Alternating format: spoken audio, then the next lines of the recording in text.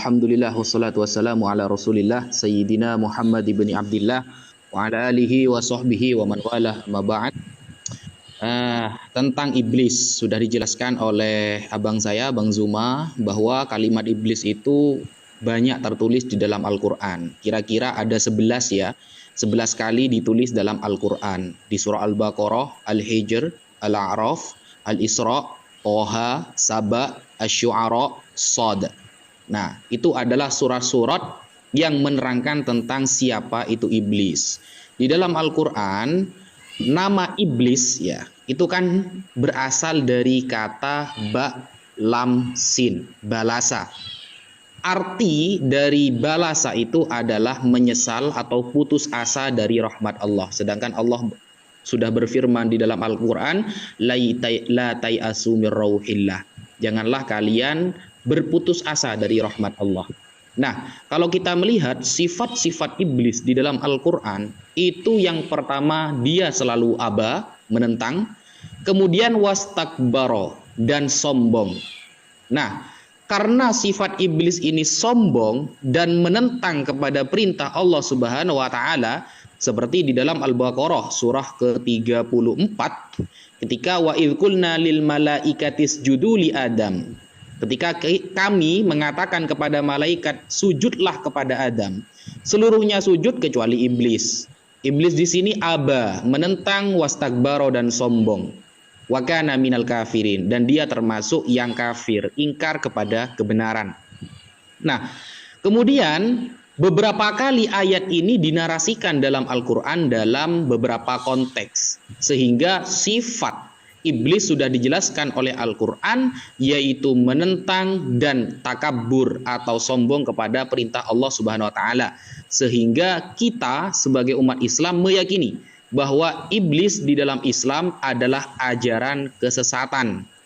Tidak boleh ditiru dan tidak boleh diikuti seluruh jejak langkahnya. Nah, cara iblis mengganggu manusia sudah disampaikan oleh Bang Zuma, dan saya perkuat di dalam hadis juga bahwa nanti cara mengganggunya itu yajri majrad dam, melalui peredaran darah dan lain sebagainya. Sekian dari saya. Wassalamualaikum warahmatullahi taala wabarakatuh. Oke, waktu pas. Oke. Silakan dari Oke, terima kasih. Kristen.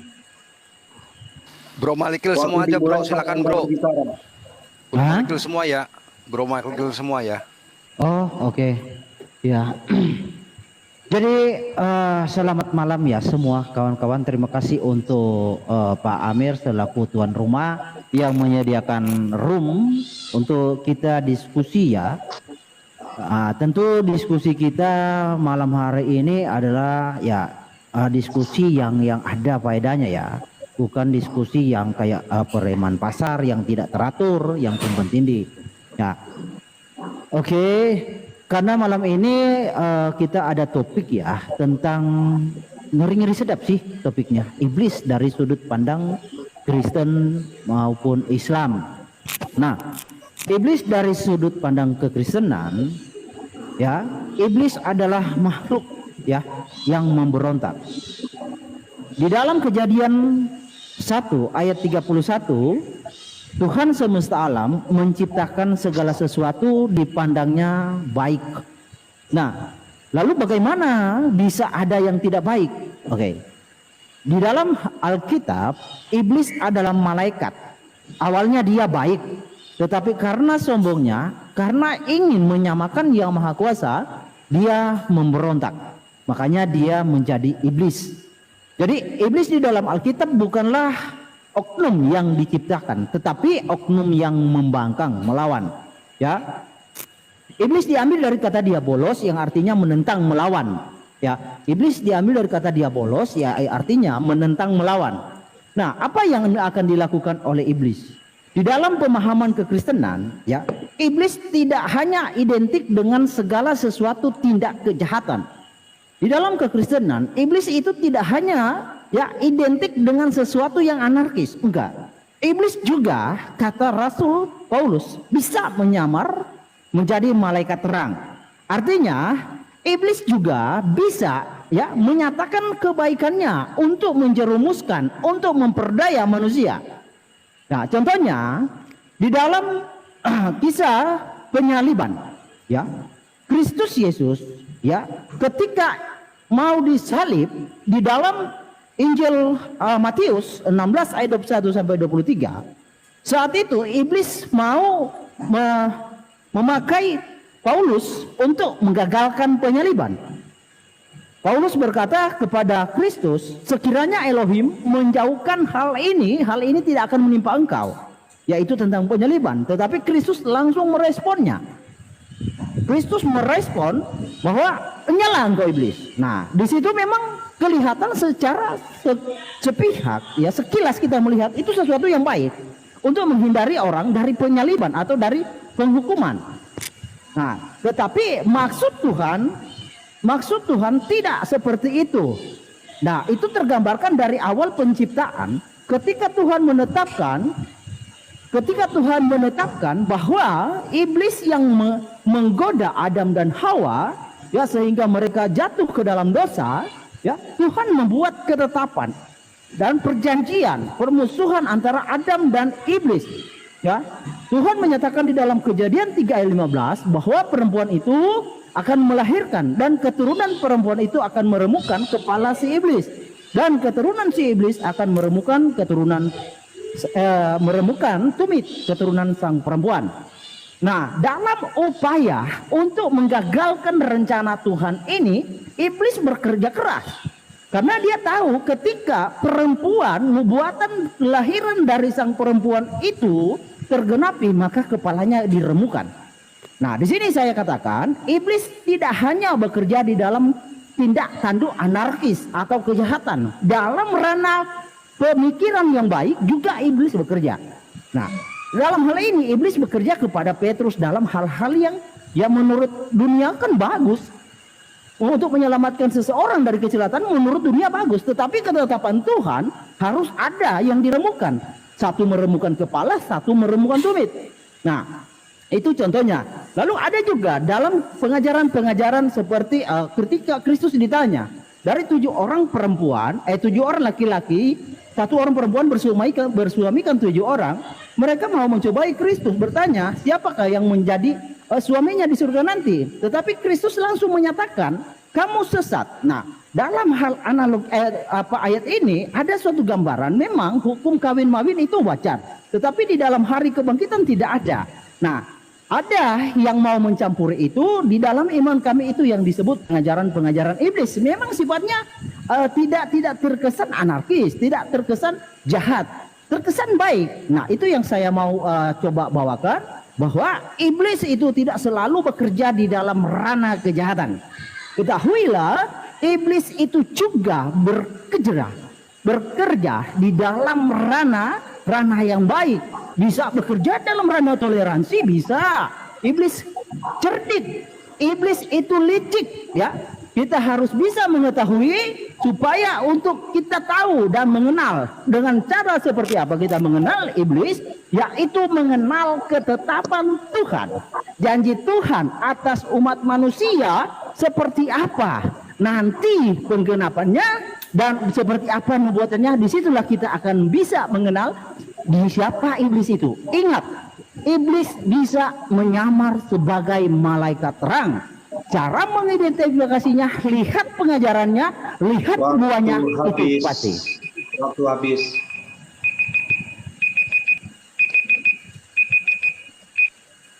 Oke, selanjutnya pertanyaan 2 menit dari pihak mana ini? Mana yang bertanya dulu? 2 menit ya. Saya ganti dulu.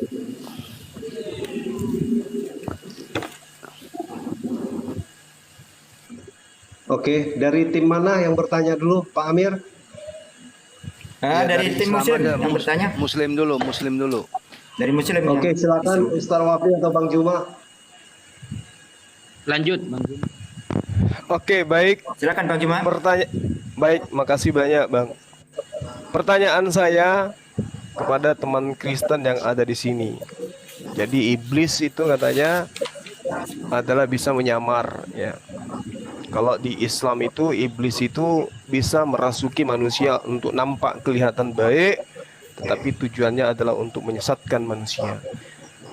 Saya ingin bertanya kepada saudara, siapa yang mengajarkan Paulus mengatakan bahwasanya dosa itu harus dengan darah manusia?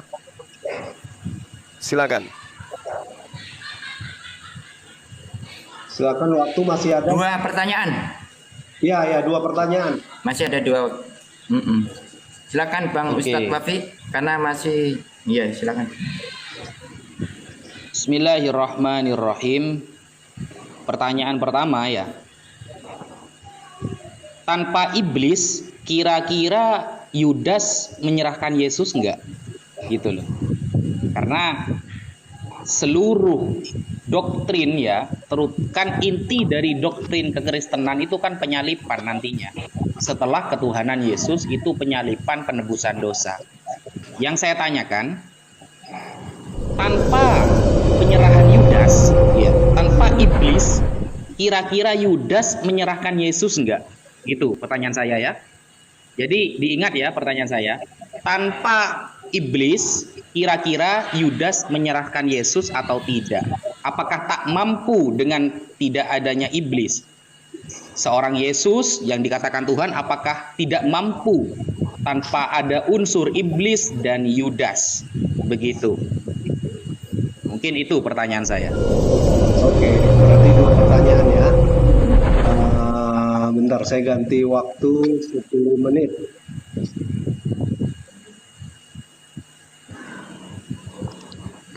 Tim dari Kristen sudah nangkap belum pertanyaannya? Dua Oke, pertanyaan. aman bro. Sudah Aman. ya. Oke, Ya. silakan berbicara. Saya akan memulai waktu saat Anda berbicara. Oke, Pak John mau jawab yang mana Pak John? Bro dulu aja, nanti aku lengkapi bro. Oke, jadi tentang siapa yang mengajari tentang darah manusia menebus dosa. Jadi tidak ada orang yang mengajari darah manusia bisa menebus dosa. Saya mulai dari Alkitab ya. Kita buka, saya open cam bro, bentar. Oke, Oke. saya stop ya. Ya bentar, oke. Ini sayangnya Pak Amir TikToknya tidak diupdate, jadi kurang seru sih sebenarnya. Oh, Imamat 20. jangan terlalu main. Imamat 20 ayat 3. Oke. Aku sendiri akan menentang orang itu dan akan melenyapkan dia dari tengah-tengah bangsanya, karena ia menyerahkan seorang anak-anaknya kepada Molok dengan maksud menajiskan tempat kudusku dan melanggar kekudusan namaku yang kudus. Oke. Jadi di sini ada pernyataan Tuhan bahwa barang siapa menyerahkan anak-anaknya kepada Molok, ya, itu adalah menajiskan tempat kudusnya. Apa itu tempat kudusnya? Adalah tubuhnya. Kenapa? Karena Tuhan sudah menyatakan jauh sebelum Kristus hadir, Tuhan sudah membuat ketetapan yang akan menjadi penebus itu adalah baitnya, adalah tubuhnya, yaitu kami kenal Kristus Yesus. Nah, oke, jadi tidak ada pengajaran tentang darah manusia, tetapi darah Tuhan. Di dalam 1 Korintus 11 ya, ayatnya 27 ya, dan 28 dan 27 dan 28. Jadi barang siapa dengan cara yang tidak layak makan roti atau minum cawan Tuhan, ia berdosa terhadap tubuh dan darah Tuhan. Jadi darah Tuhan ya, karena memang tidak ada manusia yang olehnya darahnya sendiri atau darah orang lain yang sesama manusia debutano bisa menebus dosa. Ya. Dan itu Tuhan nyatakan di dalam nubuatannya, Imamat 17 ayat 11. Imamat 17 ayat 11. Oke. Imamat 17 ayat 11. Karena nyawa makhluk ada di dalam darahnya, dan aku telah memberikan darah itu kepadamu di atas mezbah untuk mengadakan pendamaian bagi nyawamu, karena darah mengadakan pendamaian dengan perantara nyawa. Oke? Mungkin kawan-kawan akan berkata, wah, Yesus juga manusia. Ya, Yesus nyata dalam manusia, tapi dia ilahi. Jadi beda ya, untuk memahami manusia adalah substansi. Ilahi adalah gelar, Tuhan adalah gelar. Oke, jadi kalau kau manusia, memang murni manusia yang benih debu tanah, itu tidak ada. Tuhan tidak pernah mengatakan debu tanah itu bisa menebus dosa, tetapi benih roh yang bisa menebus dosa. Dikatakan di mana? Di dalam Mazmur 46. Mazmur 49, sorry bukan 46 ya, 49. Mazmur 49. Oke. 49 ayat 7, ayat 9, 8 dan 9. Tidak seorang pun dapat membebaskan dirinya atau memberikan tebusan kepada Allah ganti nyawanya, karena terlalu mahal harga pembebasan nyawanya dan tidak memadai untuk selama-lamanya. Jadi memang tidak ada manusia debu tanah yang bisa menebus dosa, hanya Tuhan. Makanya Tuhan kami itu datang, ya, dia menyatakan dirinya dalam wujudnya, yaitu Kristus, yaitu baitnya, yang sudah dia tetapkan ketika Adam dan Hawa jatuh ke dalam dosa, yaitu lewat kelahiran seorang perempuan yang akan diremukkan tumitnya. Tetapi nyatanya ada yang diajari tidak diremukkan. Nah, itu yang menjadi kekeliruan, nanti kita bahas ke depannya. Soal tentang apa tadi? Apakah Yudas itu punya andil? Yudas itu tidak punya andil, ya. Jadi gini kawan, sebelum peristiwa Yudas ini saya mau ceritakan timelinenya ya. Matius ya, Matius 16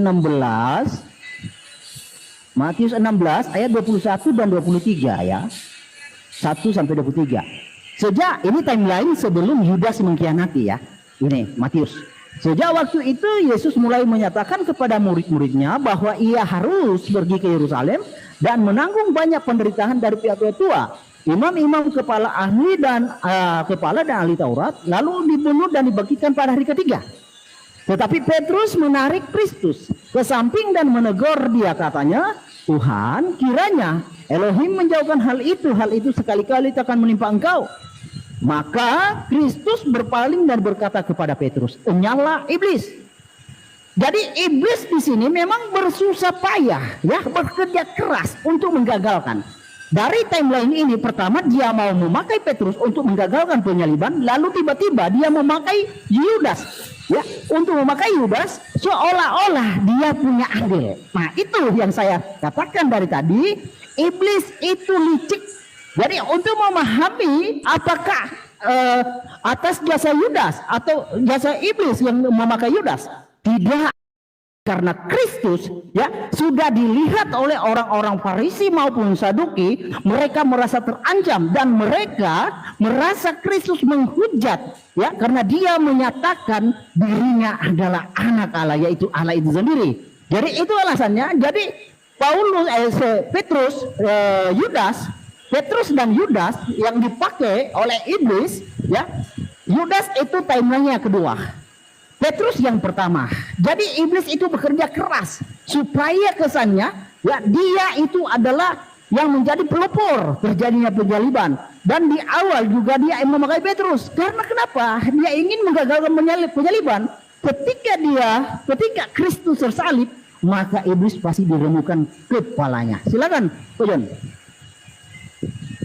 Iya, semua jawaban sudah diborong semua sama Bro Herdi. Tapi aku pengen nambahkan sedikit aja.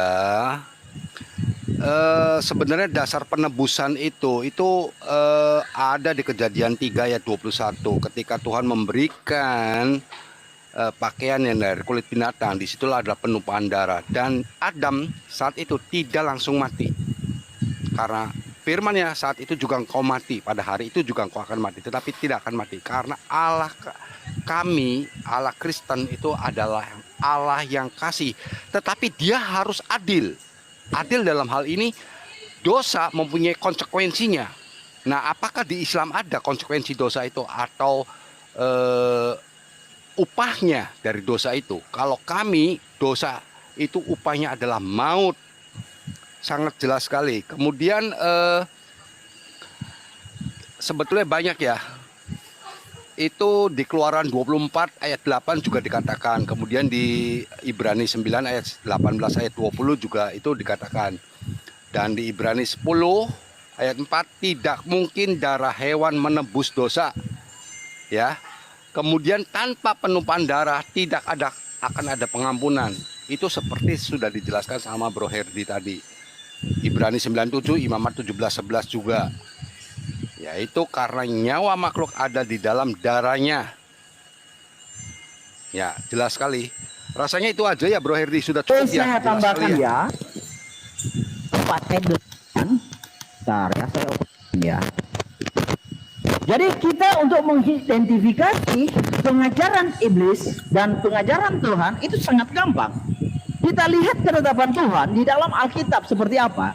Kenapa saya katakan lihat ketetapan Tuhan di Alkitab? Karena hanya Tuhan di dalam Alkitab yang benar-benar Tuhan, yang real Tuhan. Selebihnya itu masih klaim, masih angan-angan. Belum Tuhan yang real.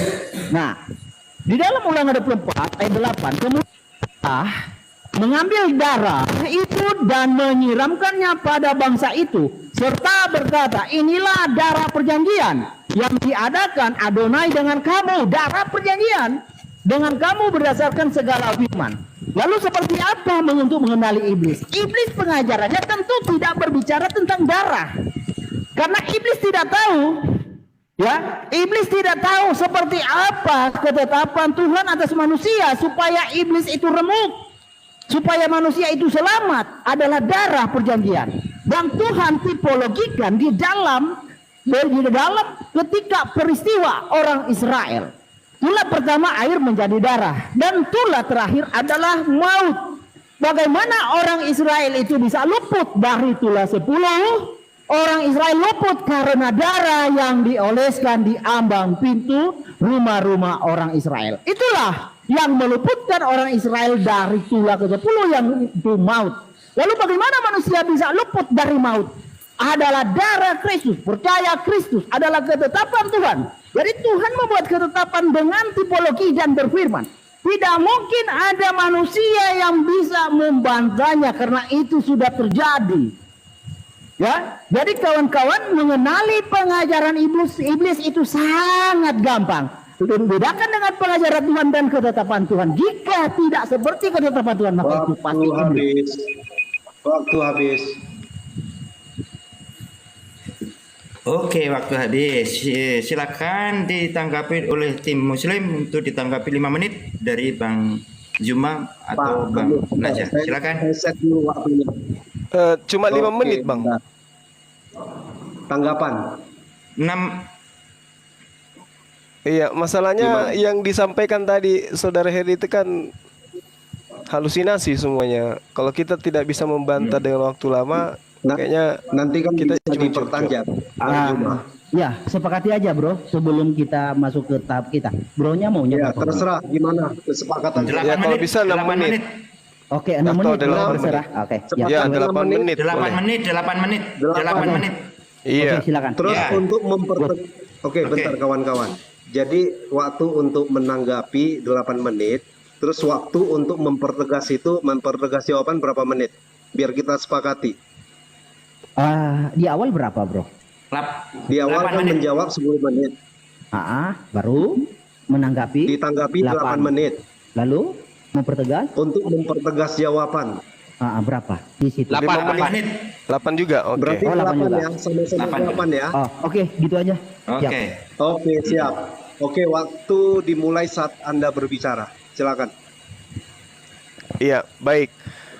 Saudara Herdi tadi di awal mengatakan di dalam kitabnya itu iblis itu adalah disebut diabolos, ya, artinya penentang atau yang melawan.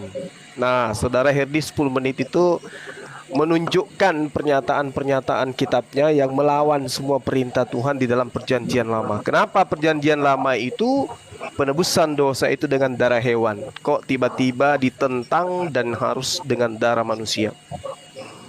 Lalu kemudian ketika kita melihat tentang ajaran penebusan darah dengan penebusan dosa dengan darah manusia, ini asalnya dari mana? Siapa yang mengajarin? Sementara ketika Saudara Herdi ditanya, apakah ada di dalam kitabnya orang Yahudi diajarkan menebus dosa dengan darah manusia? Dia mengatakan itu tidak ada. Lalu kemudian pintar-pintarnya dia mengambil kitabnya orang Yahudi di dalam Imamat 17 nomor 11. Padahal Imamat 17 nomor 11 itu adalah darah hewan. Karena nyawa makhluk ada di dalam darahnya, dan aku telah memberikan darah itu kepadamu di atas mezbah untuk mengadakan pendamaian bagi nyawamu. Karena darah mengadakan perdamaian dengan perantaraan nyawa. Darah apa? Darah hewan. Ini nanti dilawan ini, ditentang nanti ini. Makanya muncul diabolosnya di dalam Yohanes 8 nomor 44. Iblislah yang menjadi bapakmu dan kamu ingin melakukan keinginan-keinginan bapakmu. Yang saudara Herdi tunjukkan ini keinginan-keinginan bapaknya Herdi dengan menunjukkan darah manusia sebagai penebus dosa. Makanya saya tanya tadi, siapa yang menginginkan? Ternyata Tuhan pencipta langit dan bumi tidak pernah menginginkan adanya korban penebusan dosa dengan darah manusia, apalagi darah Tuhan. Nah, di sini kelihatan ajaran iblis. Di mana ajaran iblis itu bertengger? Itu udah jelas di situ ya. Lalu kemudian ketika ditanya, dari mana Paulus ini mendapatkan ajaran penebusan dosa dengan darah manusia? Kita harus tahu Paulus itu lahirnya di Tarsus. Tarsus ini merupakan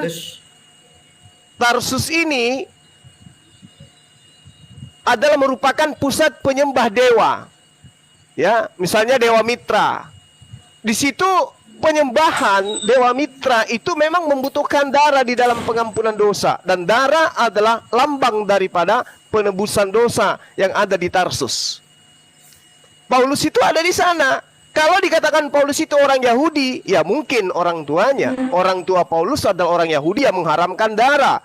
Tetapi karena Paulus sejak kecil sudah terbiasa dengan upacara penyembahan berhala, sehingga bagi Paulus, darah sudah merupakan sumber kekuatan dan merupakan penebusan dosa sesuai dengan ajaran penyembah Dewa Mitra dan Dewa Herakles. Ya, ini dapat kita lihat di dalam 1 Korintus 10 nomor 16. Darah, dan tubuh Yesus. Ini ajaran dari mana? Paulus mendapatkan ilmu dari mana? Bahwa dosa harus ditebus dengan darah dan tubuh Yesus manusia. Saudara Herdi mengatakan itu tidak ada di dalam Bible. Lalu dari mana? Inilah yang dikatakan oleh Yesus, iblislah yang menjadi bapakmu dan kamu mau melakukan keinginan-keinginan bapakmu. Malam ini kita saksikan Paulus, si saudara Herdi mau melakukan kehendak daripada Paulus, yaitu mendudukkan anak Maria sebagai penebus dosa di atas tiang salib. Nah, kemudian di dalam pengajaran saudara Herdi di dalam kitabnya sendiri, Yesus itu diwahyukan oleh Allah sebagai juru selamat kepada Bani Israel. Dengan cara apa? Dengan cara mengajarkan satu-satunya juru selamat, yaitu Allah itu sendiri. Tuhan yang mengutus Yesus, yang Yesus sebut sebagai Bapa di surga. Baca Yesaya 44 nomor 6. Baca Yesaya 44 nomor 24. Baca Yesaya 45 nomor 21. Bahkan baca Matius 19 nomor 17, Matius 7 nomor 21. Tuhan selalu identik hanya kepada Allah. Juru selamat itu hanyalah Allah, dan Yesus mengajarkan untuk selamat nyembah hanya kepada Allah. Tidak ada itu darah di atas tiang salib. Demikian, silakan Dinda Wafi. Bismillahirrahmanirrahim. Mas Herdi barusan salah jawab ya. Saya tidak bertanya ikut andilnya Yudas di dalam penyaliban Yesus, Mas Herdi. Pertanyaan saya itu, tanpa iblis kira-kira Yudas menyerahkan Yesus atau tidak? Karena yang saya tanya iblis, bukan Yudasnya, bukan keikut andilannya. Kira-kira tanpa iblis Yudas itu menyerahkan Yesus apa enggak? Karena tanpa hasutan iblis, Yudas mah baik-baik saja ke Yesus gitu loh. Kan karena bisikan iblis dia menghasut Yudas, makanya Yudas dengan tanda kutip menjual Yesus kepada imam-imam seharga 30 keping perak. Jadi yang laku dijual bukan hanya gereja ya, Tuhan juga laku dijual dengan seharga 30 keping perak gitu loh. Jadi yang saya tanyakan itu, tanpa iblis Yudas menyerahkan Yesus apa enggak? Kemudian di dalam Imamat 17 nomor ke-11, Mas Herdi comot-comot ayat ternyata. Kemarin tadi malam bilang Mas John Timothy jangan comot-comot ayat. Sekarang teman Anda sedang comot ayat. Coba baca ayat setelahnya. Setelahnya kan jelas, karena darah itulah nyawa segala makhluk. Sebab itu aku telah berfirman kepada orang Israel, darah makhluk apapun janganlah kamu makan. Karena darah itulah nyawa segala makhluk. Setiap orang yang memakannya haruslah dilenyapkan. Lalu kita bandingkan dengan Yohanes 6. Yohanes 6, 53 sampai 54. Maka kata Yesus kepada mereka, aku berkata kepadamu, sesungguhnya jikalau kamu tidak makan daging anak manusia dan minum darahnya, kamu tidak mempunyai hidup dalam dirimu.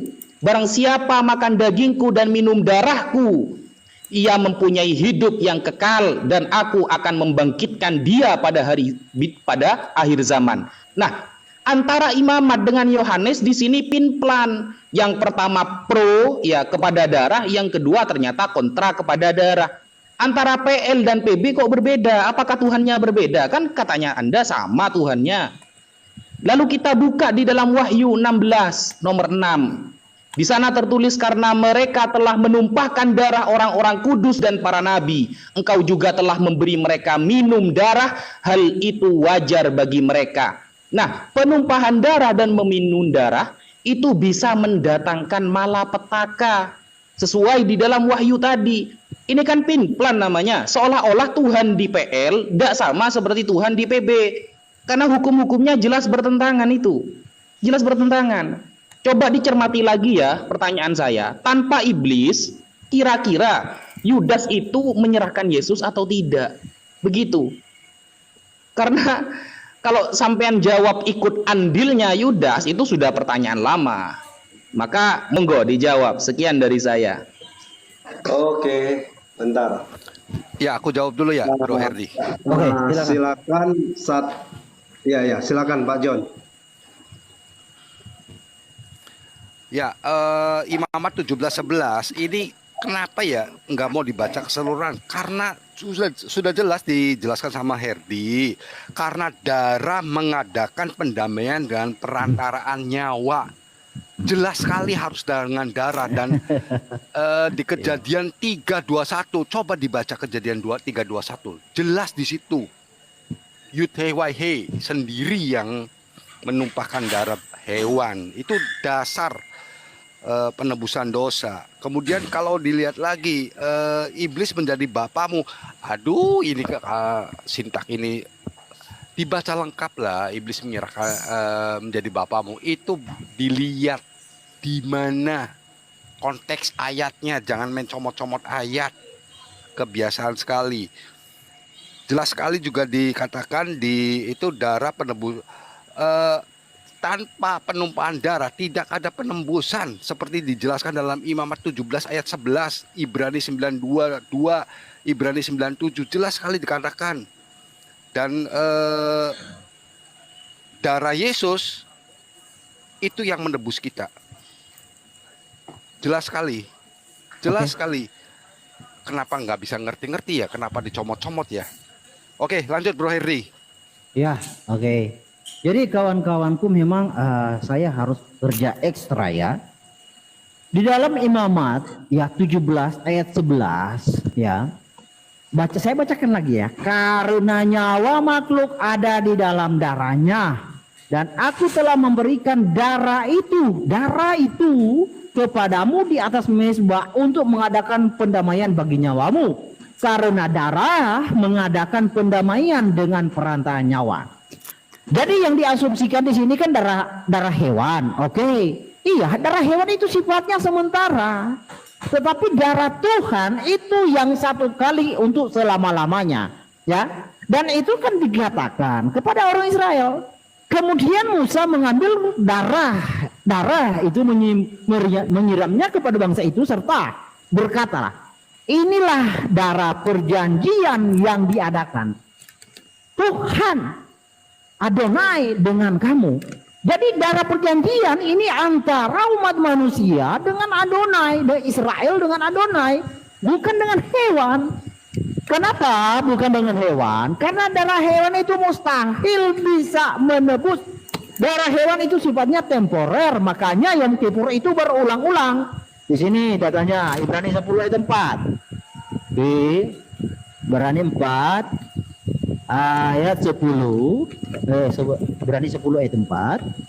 Oke. Nih.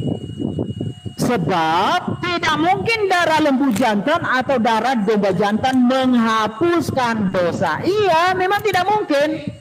Karena hanya sifatnya temporer, sementara 1 tahun 1 kali. Jadi ditutup sementara setahun. Tahun kemudian Yom Kippur lagi, tutup lagi. Kayak gitu. Lalu supaya tidak berulang-ulang, darah siapa yang layak? Ya, bukan darah manusia, bukan darah hewan, domba, bukan. 1 kali untuk selama-lamanya adalah darah Tuhan. Tadi sudah saya baca bahwa di dalam ya 1 Timotius 11 ya ayat 26 ya 27 sampai 28. Jadi barang siapa dengan cara yang tidak layak makan roti atau minum cawan Tuhan, ia berdosa terhadap tubuh dan darah Tuhan. Kristus mengkonfirmasi di dalam Markus 14 ayat 24 dikatakan, dan ia berkata kepada mereka, Kristus berkata kepada mereka, inilah darahku, darah perjanjian. Ya, perjanjian Musa dengan orang Israel. Tadi yang saya bacakan, yang ditumpahkan bagi banyak orang, darahku, darah Tuhan. Ya, lalu juga di dalam Matius 26 ayat 28, ya, sesudah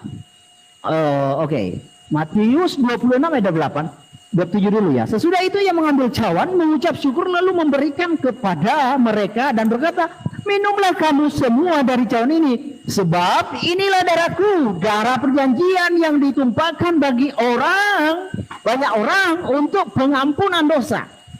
Jadi pengampunan dosa di dalam orang Israel, darah hewan itu hanya sebatas tipologi, gambaran bayangan yang akan datang yang lebih besar, yang menyelesaikan 1 kali untuk selama-lamanya adalah darah Tuhan, yaitu Kristus Yesus.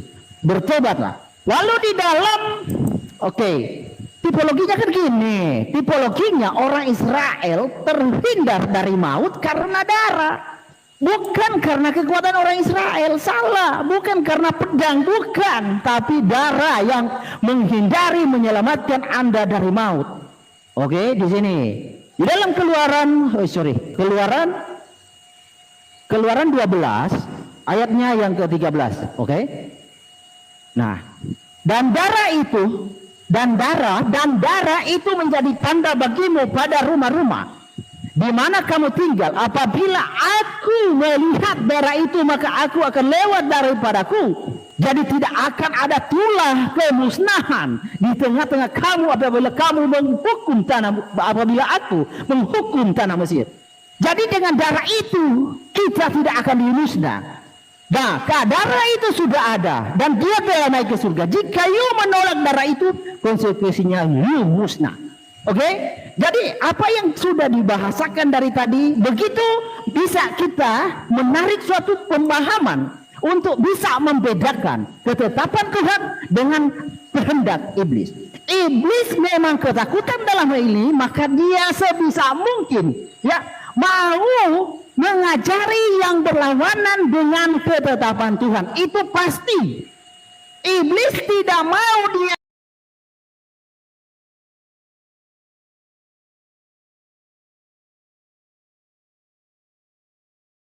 di dalam perjanjian lama sudah menyatakan dirinya adalah juru selamat dan penebus, ya, di dalam Yesaya 60 ayat 13.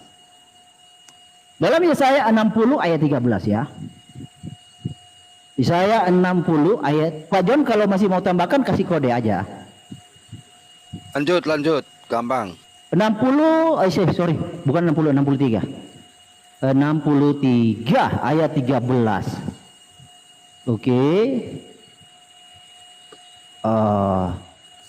Ayat 16. Bukankah engkau Bapa kami? Sungguh Abraham tidak tahu apa-apa tentang kami dan Israel tidak mengenal kami. Ya Adonai, engkau sendiri Bapa kami, namamu ialah penebus kami sejak dahulu kala. Jadi Tuhan sudah menyatakan dirinya bahwa dia itu juru selamat dan penebus. Nah, ditipologikan kepada orang Israel. Itu tipologi bayangan yang akan terjadi. Jadi Israel adalah prototipe Tuhan untuk karya Tuhan untuk menggenapi sang Mesias tersebut. Ya, bukan dalam bentuk perkataan saja, tetapi dalam bentuk tindakan yang kita sebut itu namanya tipologi. Jadi tipologinya orang Israel itu selamat dari maut karena darah. Tulah ke-10 itu adalah maut, dan orang Israel luput dari maut karena darah. Bukan karena pedang atau bukan karena tombak, tapi murni itu karena darah Tuhan. Waktu habis. Amin. Bentar, sekarang selanjutnya. waktu untuk pihak Kristen bertanya, waktu 2 menit, maksimal 2 pertanyaan. Silakan dimulai saat Anda berbicara. Saya serahkan sama Bro Herdi semua untuk bertanya 2 menit, Bro. Oke. Terserah. Topik kita adalah tentang iblis. Tadi saya sudah paparkan dari sudut pandang kekristenan bahwa Tuhan menciptakan segala sesuatu baik. Kejadian 1 ayat 31, ya. Kejadian 1 ayat 31. Nah, bila mana itu menjadi tidak baik karena iblis, ya, karena malaikat ingin sama seperti Tuhan, dia membangkang, dia memberontak, maka dia disebut iblis. Nah, di dalam pemahaman Quran, ya, bahwa iblis itu bukanlah malaikat, tetapi iblis itu memang sudah diciptakan iblis. Bagaimana Allah Subhanahu wa taala mau menerapkan kebaikan, menerapkan keselamatan jika dia juga yang menciptakan kecelakaan? Contoh, di dalam surah 64, saya bacakan ya. Surah 64 At-Takabun ayatnya yang kedua dan ayatnya yang keempat ya. Oke. Bentar, saya open cam ya. Oke. Sebentar. Di pause dulu, Bro. Bentar ya. Udah. Nah, di dalam surah At-Tagabun dikatakan di sana bahwa Allah Subhanahu wa taala itu menciptakan manusia sudah kafir dan muslim. Nah, bagaimana Allah menghendaki sesuatu pertobatan jika manusianya sudah dia ciptakan celaka? Ya kan, contoh ya seperti Adam 40 tahun sebelum diciptakan sudah ditetapkan berdosa. Bagaimana pula harus menyalahkan dia ketika berdosa? Harusnya yang disalahkan itu yang membuat skenario itu, bukan yang korban. Adam dan manusia dan iblis itu adalah korban. Di dalam surah Al-Hijr ayat 39, iblis disesatkan oleh Allah. Bagaimana pula Allah menyalahkan iblis sedangkan Allah sendiri yang menyalahkan iblis? Allah sendiri di dalam surah Al-Hijr ayat 39, Allah lah yang menyesatkan iblis. Bagaimana pula iblis itu disalahkan? Lalu Adam sebelum diciptakan sudah ditetapkan berdosa. Bagaimana pula Adam disalahkan? Coba jelaskan konsep Allah seperti apa. Habis, Bro. Oke, bentar. Saya set waktunya bentar. 10 menit untuk menjawab ya, sebentar.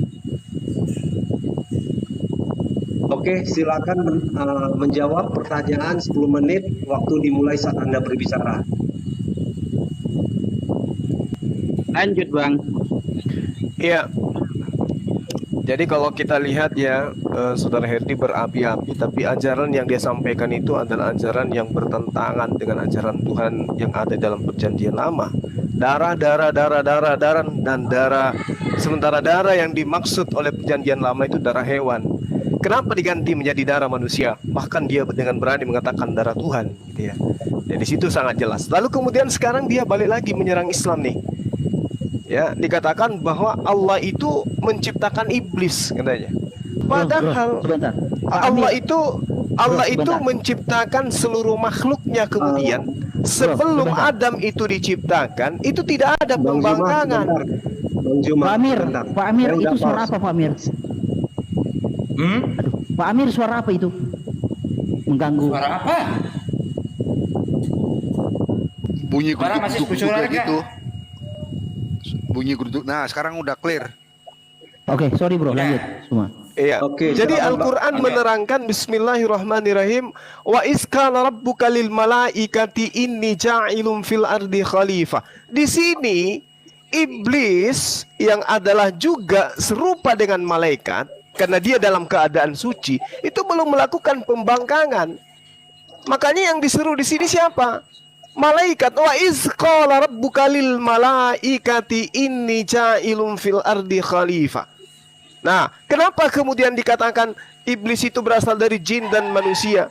Karena itu tadi, dari makhluk jin, para malaikat ini kemudian diantaranya ada yang membangkang perintah Tuhan. Yang membangkang perintah Tuhan ini yang disebut iblis.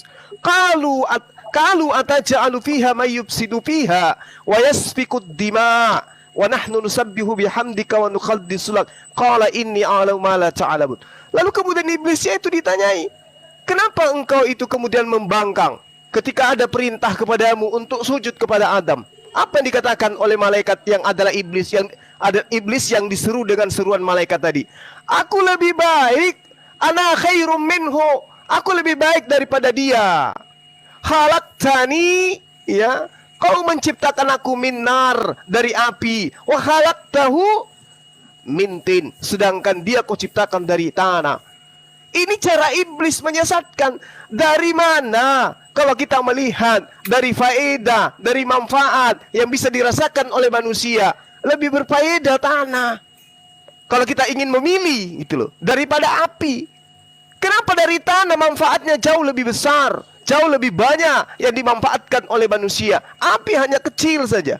Tapi kalau tanah, manfaatnya itu jauh lebih berguna bagi kehidupan manusia. Meski api pun berguna, tetapi tanah, segala aspek yang dibutuhkan oleh manusia, sumbernya dari tanah. Tapi iblis mengatakan, ana khair minhu, saya lebih baik daripada dia. Aku dari tanah kau cipta, aku dari api kau cipta, sedangkan dia dari tanah. Nah, ini pemutarbalikan fakta. Satu kebenaran dianggap kedustaan, satu kedustaan dianggap kebenaran. Tuhan sudah mengatakan bahwasanya penebusan dosa itu dengan darah hewan, darah hewan, darah hewan, darah hewan, berubah kemudian dengan adanya intrik yang dilakukan oleh iblis, memasuki seseorang untuk mengajarkan kemudian bahwa darah hewan itu harus diganti dengan darah Tuhan. Dan malam ini kita lihat perwakilannya kembali menggaungkan bahwa Tuhanlah yang harus punya darah menjadi tumbal. Padahal katanya Tuhan itu adalah roh. Ternyata roh itu punya darah dan harus menjadi tumbal bagi dosa-dosa mereka. Nah, Al-Quran mengatakan seperti itu. Wa iz qala rabbuka lil malaikati inni ja'ilun fil ardi khalifah. Semua makhluk Tuhan ketika belum diciptakan perintah kepada Adam, belum ada Adam alaihissalam, iblis yang adalah jin, yang adalah malaikat, itu adalah makhluk yang taat kepada Allah. Dia tidak pernah ingkar. Tapi ketika kemudian Adam dicipta, dia ingkar kemudian. Lalu sumpahnya, aku akan menyesatkan semua anak keturunan Adam, kecuali hanya sedikit dari mereka. Nah, bagaimana iblis itu menyesatkan? Dengan cara apa iblis itu menyesatkan anak keturunan Adam? Dengan dia pensiun dan memberikan wewenang selanjutnya kepada anak Adam untuk menyesatkan sesamanya manusia. Iblis pensiun, sekarang yang dilanjutkan oleh oknum yang mengajarkan bahwa darah Tuhanlah yang harus tumpah untuk menebus dosa manusia. Makanya ketika perwakilannya ditanya, wahai saudara Herdi, di mana kau dapatkan ilmunya? Darah Tuhan yang harus menjadi tumbal. Ternyata data yang disajikan kemudian adalah dari kitabnya 1 Korintus 11 nomor 27 nomor 28. Padahal di situ maksudnya adalah kurios, bukan Tuhan, tapi Tuhan atau Yesus. Darah Yesus, di mana dalilnya di dalam perjanjian lama seperti itu? Sedangkan kalau kita melihat di dalam Matius 8 nomor 4, Yesus memerintahkan orang sesamanya untuk melakukan persembahan yang sama seperti Musa. Tidak ada yang dicontohkan, tidak ada diperintahkan oleh Yesus bahwa darah, ketika dia mengatakan inilah darahku, inilah dagingku, ternyata yang dimaksud Yesus di sana anggur, daging yang dimaksud di sana roti. Tiba-tiba wakil daripada si iblis ini menggantikan anggur dan roti itu menjadi darah dan daging beneran. menjadi ajaran kanibal. Ini yang harus ditegaskan kepada umat manusia. Di mana iblis sekarang bertengger? Silakan Anda pikirkan. Silakan Dinda Wafi lanjutkan. Oke, bismillahirrahmanirrahim. Mas Herdi tadi coba kita fokus Mas Herdi ya. Kita fokus kepada masalah iblis. Jangan kemana-mana gitu. Biar tidak melebar. Nanti kayak tadi malam kan akhirnya Bas John Timothy kabur duluan gitu. Di dalam surah Al-Hijr ayat ke-39 ketika iblis mengatakan aghwaytani. Lafal aghwaytani, engkau telah menjadikan aku tersesat ya Allah. Nah, di dalam Al-Quran Mas Herdi, kalau Anda hanya nyomot-nyomot ayat, ya saya kembalikan kalimat ini ya, maka tidak akan bisa difahami. Kalau ayat itu masih bersinggungan dengan ayat setelahnya. Coba kita buka di dalam surah Al-Hijr ayat ke-40-nya. Di sana kan jelas, illa ibadaka minhumul mukhlasin. Kecuali orang yang tidak akan disesatkan oleh iblis, hamba-hambamu yang terpilih di antara mereka. Nah, surah An-Nisa menegaskan Mas Herdi, wa idza asabakum min hasanatin faminallah. Ketika kalian melakukan kebaikan berarti itu dari Allah. Wa idza asabakum min sayyi'atin famin nafsik. Ketika ada hal yang terjadi kejelekan pada diri kamu, maka itu dari diri kamu sendiri.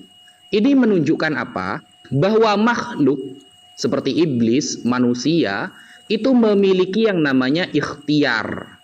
Nah, ikhtiar ini Allah memberikan makhluk ini akal sehingga dia bisa memilih mana yang baik, mana yang tidak. Kalau konsep iblis, karena dia sudah aba wastakbaro, di awal saya sudah menerangkan. Aba dia menentang, wastakbaro kemudian sombong. Akhirnya dengan kesombongan dan penentangan itu Allah menurunkan azab kepada dia. Dengan cara dia akan menjadi penyesat.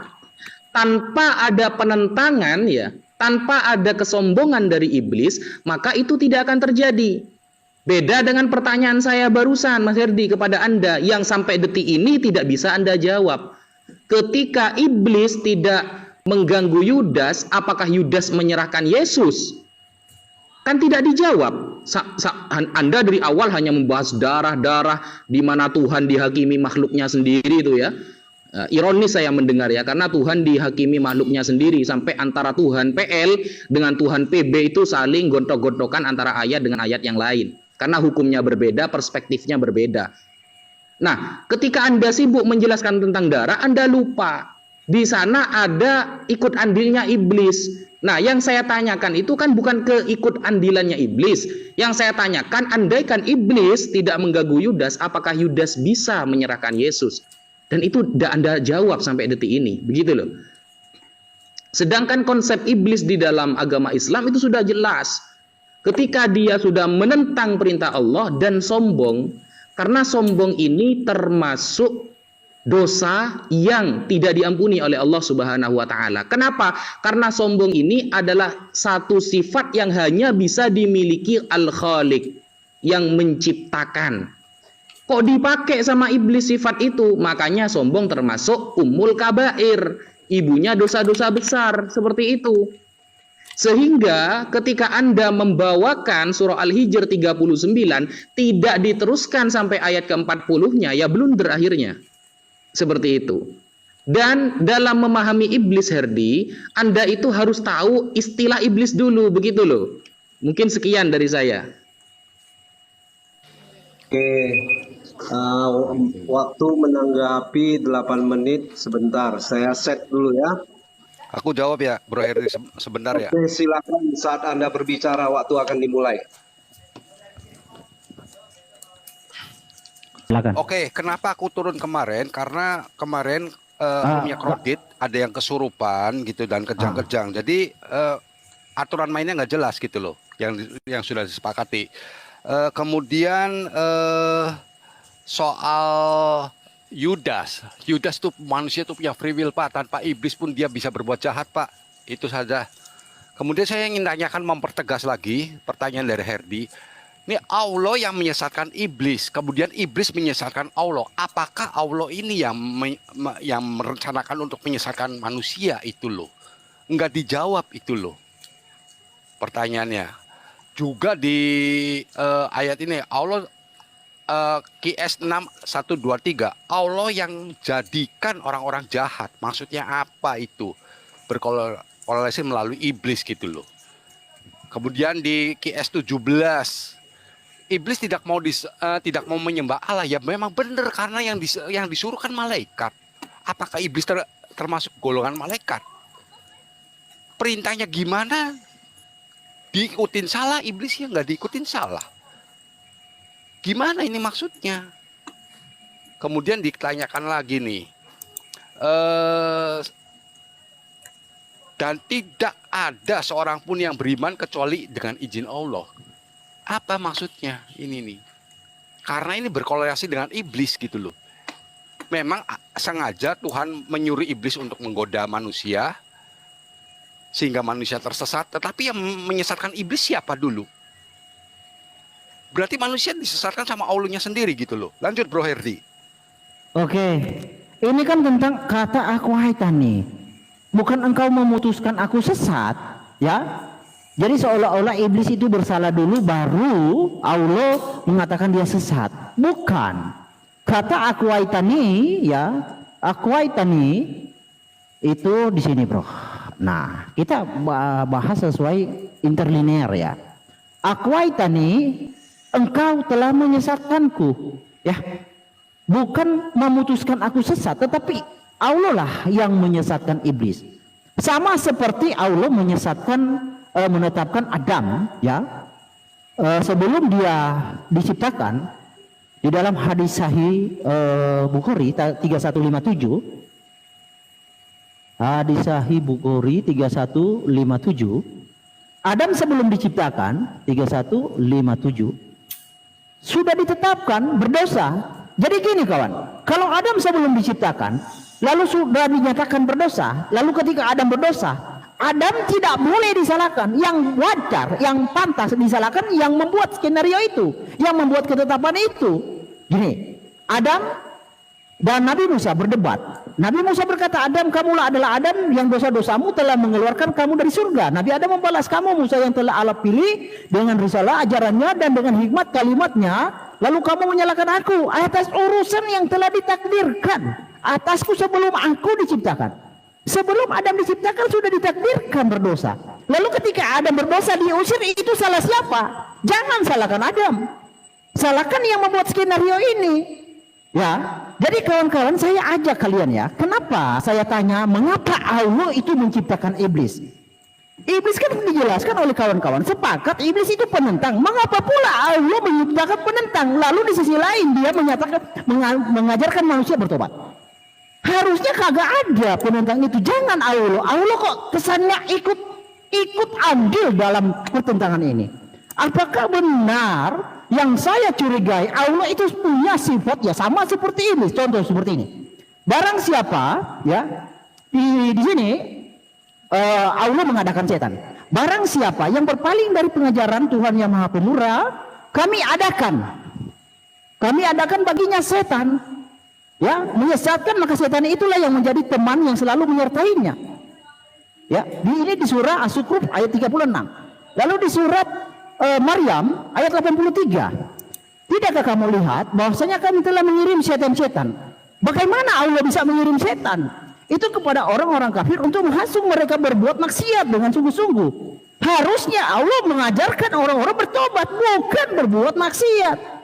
Bagaimana bisa Allah punya sifat yang sama dengan iblis? Bagaimana kawan-kawan itu salah? Apa mungkin kalian salah mengenali Allah? Allah punya sifat yang sama dengan iblis. Contoh di sini ya, di dalam surah 6, bentar ya. Di pause dulu waktunya, Bro.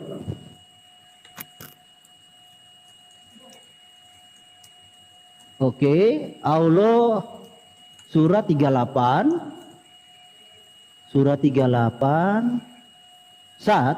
ayatnya 82, bentar ya.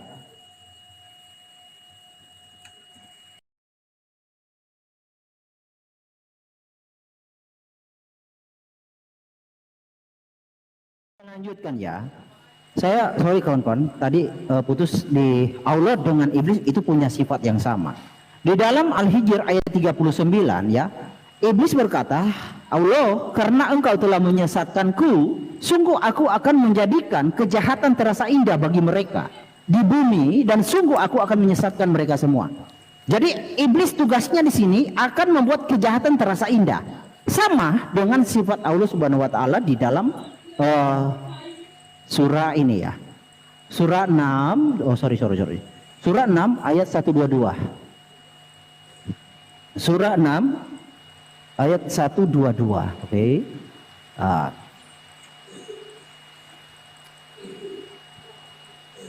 Oke, 122. Nih. Nah, apakah orang yang sudah mati lalu kami hidupkan diberi cahaya yang membuatnya dapat berjalan di tengah-tengah orang, banyak seperti orang yang berada dalam kegelapan sehingga dia tidak dapat keluar dari sana? Demikianlah dijadikan terasa indah bagi orang-orang kafir apa yang mereka kerjakan. Sebenarnya di sini ada kata kami, kata nunnya ya. Jadi demikianlah kami jadikan. Nah, coba kita lihat di dalam Quran yang lain ya. Contoh. Nah, demikianlah kami jadikan orang yang kafir itu memandang baik apa yang telah mereka kerjakan. Jadi Allah membuat apa orang baik kerjakan, kejahatan orang baik, orang kafir kerjakan, kejahatan yang dikerjakan oleh orang kafir dipandang baik, dibuat oleh Allah dipandang baik. Allah punya sifat yang sama dengan iblis. Bagaimana kalian bisa membedakan? Nah, contoh di dalam surah 2 ayat selanjutnya. Demikian pula pada setiap negeri kami jadikan orang-orang jahatnya. Jadi Allah yang memang benar-benar menjadikan orang jahat. Lalu di satu sisi Allah menuntut orang itu bertobat, dan kurang kerjaan namanya. Sebagai pembesar agar melakukan tipu daya di sana, padahal mereka hanya menipu diri sendiri tanpa menyadarinya. Jadi ini yang harus dipahami kawan. Kalian akan susah untuk mengenali siapa Allah, karena Allah punya sifat ganda, sifat menyesatkan, sifat menuntun. Bagaimana pula kalau Anda adalah makhluk yang lemah, lalu Anda digoda oleh Allah Subhanahu wa taala. Contoh, kata di dalam Al-Hijr 39 kan hanya 42 kan hanya orang-orang yang kafir. Lalu sedikit waktunya ya. Tapi ya yang saya tekankan bahwa kenapa Allah itu menciptakan iblis? Kenapa? Waktu habis. Sebentar. Aku doubling turun dulu ya Pak Amir ya. Nanti masuk lagi ya Pak Amir, doubling. Oke. Nanti saya masukkan lagi. Silakan. Waktu 8 menit untuk mempertegas jawaban. Silakan dari pihak Islam. Bang, saya dulu Bang ya, biar saya ingat ini. Silakan. Saya biar ingat poinnya gini loh. Jadi Mas Herdi barusan mengatakan Allah gak punya kerjaan. Dia yang menjadikan kesesatan dan dia juga yang menjadikan kebenaran. Nah, Mas Herdi perlu kamu ingat ya. Kalau konsep seperti itu sebenarnya ada di dalam kitab Anda, jangan dibawakan kita, gak laku Mas Herdi, gitu loh. Kenapa? Saya jawab dulu secara perspektif Islamnya ya. Allah ketika menyuruh iblis sujud, dia aba wastakbaro, menentang dan takabur, sombong, sehingga Allah memberi izin. Tanpa izin Allah dia tidak akan bisa menyesatkan. Allah memberi izin ketika iblis mengatakan Robbi arini anzur ilai, ya Allah berikan aku kesempatan hidup sampai hari kiamat, seperti itu, untuk mengganggu manusia. Oke, Allah kasih izin. Ini namanya Tuhan gitu loh. Kemudian di dalam surah Al-Baqarah ayat 213, di sana secara tegas mengatakan, kanan nasu ummatan wahidah. Dulunya manusia itu adalah umat yang satu. Faba'athallahu nabiyyin. Kemudian Allah mengutus para nabi. Tujuannya apa? Mubasyirina wa mundzirin. Menyampaikan kebenaran dan mewanti-wanti atas kemaksiatan. Wa anzala ma'ahumul kitaba bil haqqi, dan Allah menurunkan kepada para nabi itu kitab yang menerangkan tentang kebenaran. Tujuannya liyahkuma bainan nas, untuk menghukumi di antara manusia fi makhtalafu fihi, antara apa-apa yang mereka perselisihkan. Itu tujuan Allah menurunkan para nabi. Nah, konsep yang Anda baca dari tadi sebenarnya itu ada dalam kitab Anda sendiri. Coba kita buka contohnya di dalam 1 Raja-Raja. Nomor 22 ya, pasal 22 nomor 23. Di sana dikatakan, karena itu sesungguhnya Tuhan telah menaruh roh dusta, duar. Tuhan telah menaruh roh dusta kepada siapa? Ke dalam mulut semua nabimu ini. Siapa berarti yang nyuruh kesesatan? Siapa yang menyuruh berdusta? Siapa yang nyuruh bohong-bohong? Siapa yang nyuruh comot-comot? Tuhan Anda gitu loh. Karena roh dusta itu datang dari Tuhan Anda ke semua nabimu ini, sebab Tuhan telah menetapkan untuk menimpakan malapetaka kepadamu. Duar. Ternyata kamu ketabuk kitab kamu sendiri, Herdi. Kenapa Tuhan menimpakan malapetaka kepada apa yang telah Tuhan perbuat ke makhluknya? Tuhan kan menaruh roh dusta ke makhluknya, terus Tuhan kesal sendiri. Tuhan yang naruh roh dusta, ternyata Tuhannya yang menyesal gitu loh. Kan lucu, Tuhan macam apa ini? Lalu membuat malapetaka ke makhluk tersebut. Ini kan konsep apa-apaan ini namanya. Tuhan kok ngakalin makhluknya sendiri sehingga Tuhan punya kepuasan menimpakan malapetaka ke ciptaannya. Bukankah Tuhan ini juga mempunyai sifat yang sama seperti iblis kalau seperti itu? Ya sama seperti iblis kalau begitu. Jadi Tuhan yang menyesatkan, Tuhan yang kesel sendiri, marah sendiri, menurunkan malapetaka sendiri. Aneh. Dan Tuhan juga yang menyesatkan dan menuntun di dalam kitab Anda itu. Kamu buka di dalam 2 Tawarikh 18 nomor 22. Karena itu sesungguhnya Tuhan telah menaruh roh dusta ke dalam mulut nabi-nabimu ini. Jadi Tuhan ya yang menaruh roh dusta ya ke nabi-nabimu ini, sebab Tuhan telah menetapkan untuk menimpakan malapetaka kepadamu. Lucu itu ya konsepnya Tuhan Anda ya, yang naruh kesesatannya Tuhan, marah kesel Tuhannya, yang ngasih malapetaka Tuhannya. Sekian, selamat datang di kebenaran. Lanjut Bang Zuma. Iya, jadi sudah sangat jelas ya bahwasanya Allah itu memerintahkan, tidak lantas kemudian menempatkan iblis itu di neraka. Memerintahkan untuk bersujud. Dia yang sombong, dia yang enggan untuk bersujud karena menganggap dirinya itu adalah bangsa yang lebih mulia. Ya sama seperti penerusnya, diperintahkan bersujud gak mau karena merasa dirinya lebih tinggi katanya, ajarannya dari Yerusalem katanya, gak mau sujud kepada Tuhan. Nah, terkait dengan apa yang Anda jabarkan tentang Al-Quranul Karim, pahami, kalau Anda mengatakan Allah dan iblis itu tidak bisa dibedakan, justru di kitab Anda itu yang nyata Tuhan Anda itu yang ya itu. Contoh kita lihat, Tuhan Anda adalah roh, iblis juga adalah roh. Seperti apa Anda membedakan? Bingung kan? Tidak bisa Anda membedakan itu. Nah, lalu kemudian berdasarkan dalil, coba Anda lihat di dalam Matius 4 nomor 1. Maka Yesus dibawa oleh roh ke padang gurun untuk dicobai oleh roh iblis. Iblis ini roh. Yang membawa Yesus juga adalah roh. Dan Tuhan Anda adalah roh. Tuhan Anda di sini yang mana ini? Semuanya roh di sini. Yang membawa Yesus kepada roh adalah roh, yang mencobai Yesus adalah roh, yang membawa Yesus juga adalah roh. Tuhan Anda yang mana? Bingung kan? Ya bingung. Lalu kemudian di dalam Lukas 22 nomor 31, Cimon, lihat, iblis sudah diberi izin untuk menguji kalian, seperti gandum dipisahkan dari kulit sehingga yang baik dipisahkan dari yang buruk. Iblis diberi izin untuk menguji. Ternyata yang menguji itu adalah iblis. Oke, Mazmur 66 nomor 10 nomor 12. Sebab engkau telah menguji kami ya Theos. Oh, Theos yang menguji ternyata. Sementara di dalam Lukas 22 nomor 31 yang menguji itu adalah iblis. Ini yang mana ini Tuhan kamu ini? Ya. Lalu kemudian di dalam Yeremia 9 nomor 7, di situ juga Tuhan Theos menguji manusia. Zakaria 13 nomor 9, Theos juga menguji manusia. Maleakhi 3 nomor 3, Tuhan juga menguji manusia. Roma 5 3 sampai 4 juga demikian adanya. Yakobus juga demikian adanya. Jadi Tuhanmu dengan iblis itu bedanya yang mana? Dia yang datang mengatakan perintah kepada Adam. Kemudian perintahnya dilanggar oleh Adam. Lalu dampak daripada dosa itu merembes sampai ke anak turunannya. Sudah begitu, dia sendiri yang datang mati di atas tiang salib. Datang bunuh diri, dibunuh oleh manusia. Ini Tuhan atau apa sih? Itu yang Anda harus pahami. Justru Anda yang harus berpikir di sana. Kalau kami di Islam itu sudah final.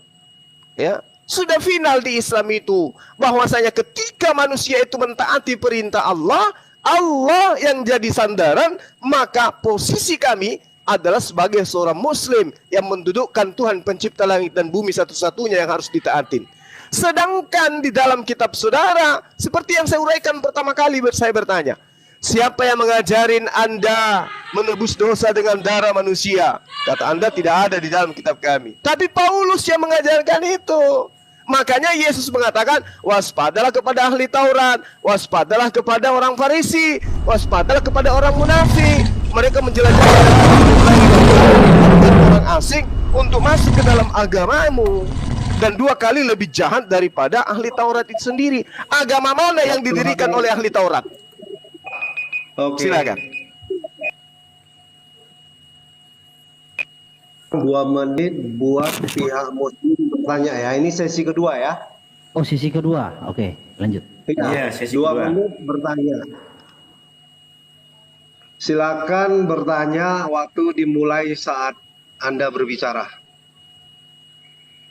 Lanjut, Bang. Mau nggak Bang Juma? Oh ya, masih pertanyaan saya masih yang tadi ya. Di dalam Yohanes 8 nomor 44, di situ Yesus dengan sangat jelas sekali, iblislah yang menjadi bapakmu. Berarti ada golongan dari pengikut Yesus yang menjadikan manusia itu sebagai bapaknya.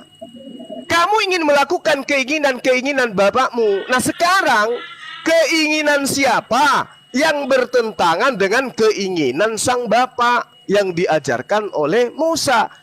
Bapak yang mengajarkan Musa menginginkan korban dengan darah hewan. Bapak yang diwakili oleh Paulus itu adalah bapak yang menginginkan darah Tuhan. Sekarang pertanyaan saya kepada saudara Herdi.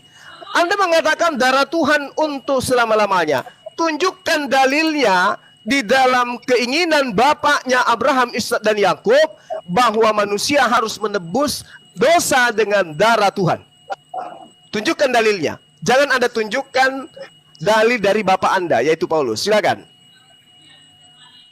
Oke, pertanyaan saya yang di awal ya, yang belum terjawab ya. Tanpa iblis, Yudas menyerahkan Yesus atau enggak? Begitu. Tapi pakai dalil ya, jangan hanya asumsi gitu loh. Kalau Mas John Timothy kan biasanya asumsi gitu. Jadi pakai dalil gitu. Jadi iblis bisa enggak tanpa iblis, Yudas apakah dia akan menyerahkan Yesus atau tidak? Seperti itu. Karena nanti akan berkepanjangan itu masalahnya. Monggo, lanjut. Oke, 2 pertanyaan ya. Sebentar. 2 pertanyaan. Sebentar. 10 menit untuk menjawab. Oke, waktu dimulai saat Anda berbicara. Silakan. Oke, aku jawab dulu ya. Yohanes Ya, 8:4 harus dibaca dari Yohanes 42-nya. Aku bacain ya. Kata Yesus kepada mereka, "Jikalau Allah adalah Bapamu, kamu akan mengasihi aku sebab aku keluar dan datang dari Allah, dan aku datang bukan atas kehendakku sendiri melainkan Dialah yang mengutus aku. Apakah sebabnya kamu tidak mengerti bahasaku? Sebab kamu tidak dapat menangkap firmanku. Iblislah yang menjadi bapamu, dan kamu ingin melakukan keinginan-keinginan bapamu. Ia adalah pembunuh manusia sejak semula dan tidak hidup dalam kebenaran. Sebab di dalam dia tidak ada kebenaran.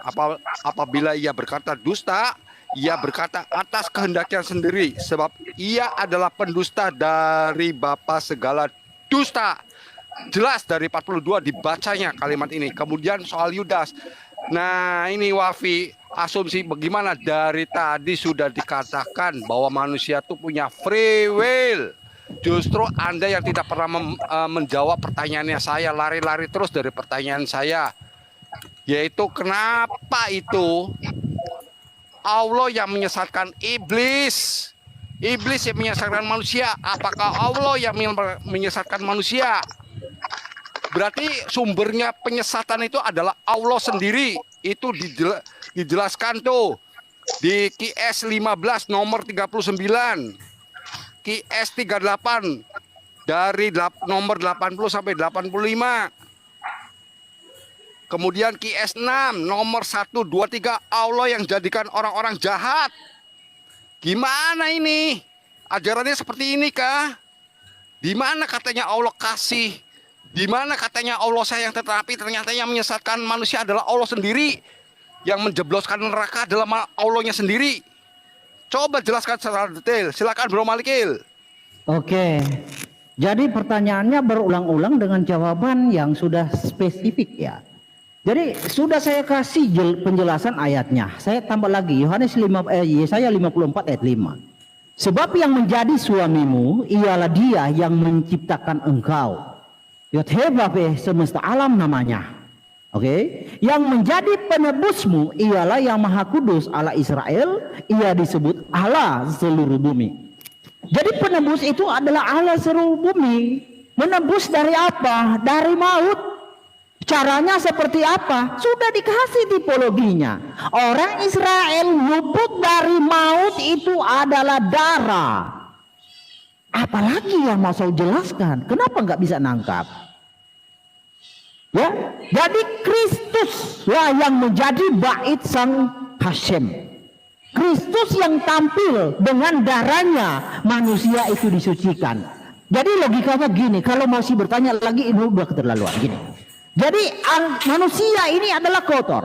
Jadi harus ada media yang suci dan kudus untuknya manusia ini bisa menjadi suci, menjadi bersih.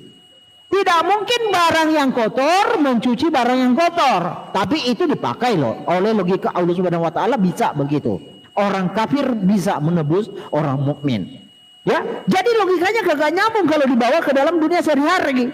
Tetapi di dalam Alkitab Kristus yang adalah suci kudus ya oleh darahnya sehingga manusia itu bisa ditebus, bisa disucikan. Sebab nyawa ada di dalam darah. Nah, nih saya kasih lihat ya. Nah, saya bukan mau mencari pembenaran, tapi saya kasih kisi-kisinya biar kalian mengerti. Muhammad berkata di dalam hadis Sahih Muslim. Hadis Sahih Muslim 40-40. Muhammad berkata, sesungguhnya setan berjalan dalam tubuh manusia melalui aliran darah. Jadi setan itu ada diam di dalam manusia. Jadi untuk meruntuhkan setan itu harus ada darah yang suci supaya setan itu wafat, supaya setan itu kalah, remuk kepalanya. Nah, dengan remuk kepalanya setan dinubuatkan bahwa sang keturunan perempuan dari keturunan perempuan akan diremukkan tumitnya. Nah, makanya setan itu, iblis itu lari tunggang langgang ketakutan. Ketika nubuatan itu hampir digenapi, dia ketakutan. Kenapa ketakutan? Karena takut ketika nubuatan itu digenapi, dia akan diremukkan kepalanya. Nah, lalu bagaimana dengan meremukkan tumitnya? Itulah yang selalu ditanya oleh Bro Wafi bahwa iblis itu punya andil, punya ini. Tidak, nubuatannya iblis akan meremukkan tumitnya. Yang ditanya berulang-ulang sudah dijawab tadi. Sekalipun Yudas itu tidak dirasuki iblis, ada suatu nubuatan yang sudah menyatakan itu. Dan itu terjadi. Nah, dalam pemahaman kita ini, iblis itu sangat identik. Ya, sangat identik berseberangan dengan pengajaran Tuhan. Tuhan membuat ketetapan bahwa penebusan itu dengan darah. Bukan dengan potong, lalu darahnya dibuang disilokan, itu bukan kehendak Tuhan. Islam tidak mengenal hal ini. Lalu siapa yang ngajari Islam ketika berkurban darahnya dibuang diselipkan? Siapa yang ngajari itu? Padahal media yang mengadakan pengampunan itu darah. Islam dapat ajaran dari mana? Nah, saya tidak mau menjawab, kawan-kawan bisa melihat pengajaran siapa yang dilakukan oleh Islam. Karena Tuhan yang benar melakukan, menetapkan bahwa pengampunan itu ada di dalam darah. Dan di dalam kitabnya orang Yahudi maupun kekristenan sama. Mesias itu isinya penyuci, pemurni. Jadi dengan darahnya manusia disucikan, bukan dengan apa-apanya, tapi dengan darah. Jadi harus paham benar. Jadi susah kita kalau diskusi kalau tidak paham Tuhan, ketetapan Tuhan yang benar. Sulit. Nah, lalu ke dalam tadi apa yang saya bawakan tentang Quran. Kawan kita itu lari kepada raja-raja, ya. Bro, itu baca ayat sebelumnya. Roh jahat itu ya berdiri di hadapan Tuhan. Dia menawarkan diri untuk menghasut. Karena orang-orang di situ sudah lepas dari Tuhan. Jadi gini, Tuhan kami itu punya free will. Jadi kalau you melepaskan diri dari perlindungan Tuhan, iblis yang menggantikan posisi ketika Tuhan, you sudah tidak mau lagi pakai Tuhan. You sudah tidak percaya lagi Tuhan. Iblis menggantikan diri. Itu ayat itu udah jelas, tidak perlu saya jelaskan lagi panjang lebar. Di ayatnya 3 ayat sebelumnya dan 2 ayat setelahnya itu baca itu udah jelas. Jadi beda dengan apa yang di dalam Quran tadi. Allah Subhanahu wa taala itu mengirim setan. Setan dijadikan rasul arsalna. Bahkan setan itu dipelihara. Bagaimana bisa Anda mengimani Tuhan yang memelihara setan dan mengutus setan? Bagaimana Anda bisa meyakinkan saya Islam itu agama benar jika cara mengajarnya itu 50-50? Satu sisi mengajar kebaikan, satu sisi mengajarkan kejahatan. Bagaimana Anda bisa percaya itu? Tuhan yang benar itu murni mengajarkan, menuntun manusia ke arah yang lebih baik, bukan menggiring manusia ke arah yang tidak baik. Pak John mau tambahkan silakan. Oke. Justru disinilah yang akan dikatakan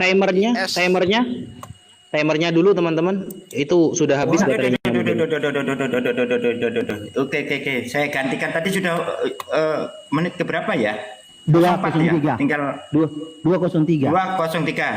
Oke. 02. Bentar Kang, bentar. Tak setting dulu.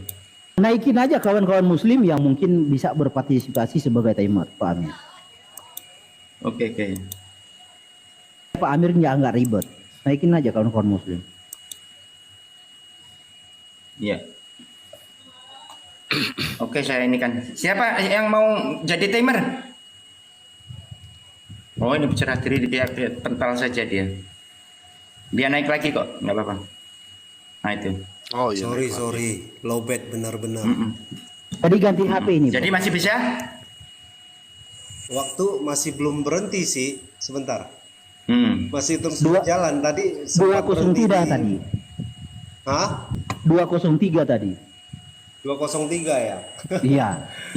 Wah, Sebentar. Ganti 203. 203 ya. Oke ya, sebentar ya. Sorry ya kawan-kawan ya. aman.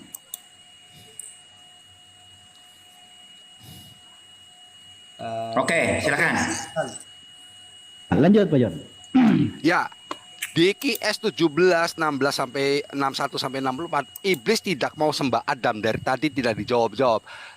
Iblis tidak mau menyembah Adam, iblisnya yang benar karena yang suruh menyembah adalah malaikat. Apakah iblis termasuk golongan malaikat?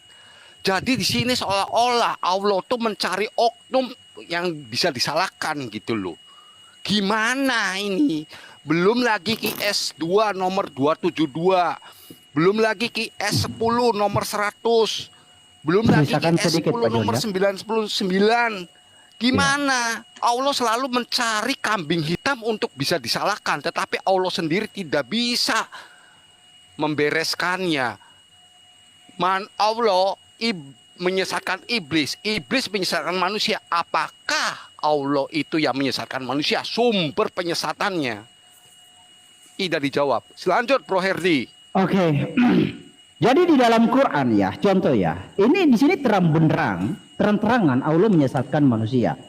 Ya, di dalam surah 13 ayat 27, orang-orang kafir, orang-orang yang kafir berkata, mengapa tidak diturunkan kepadanya Muhammad tanda mujizat dari Tuhannya?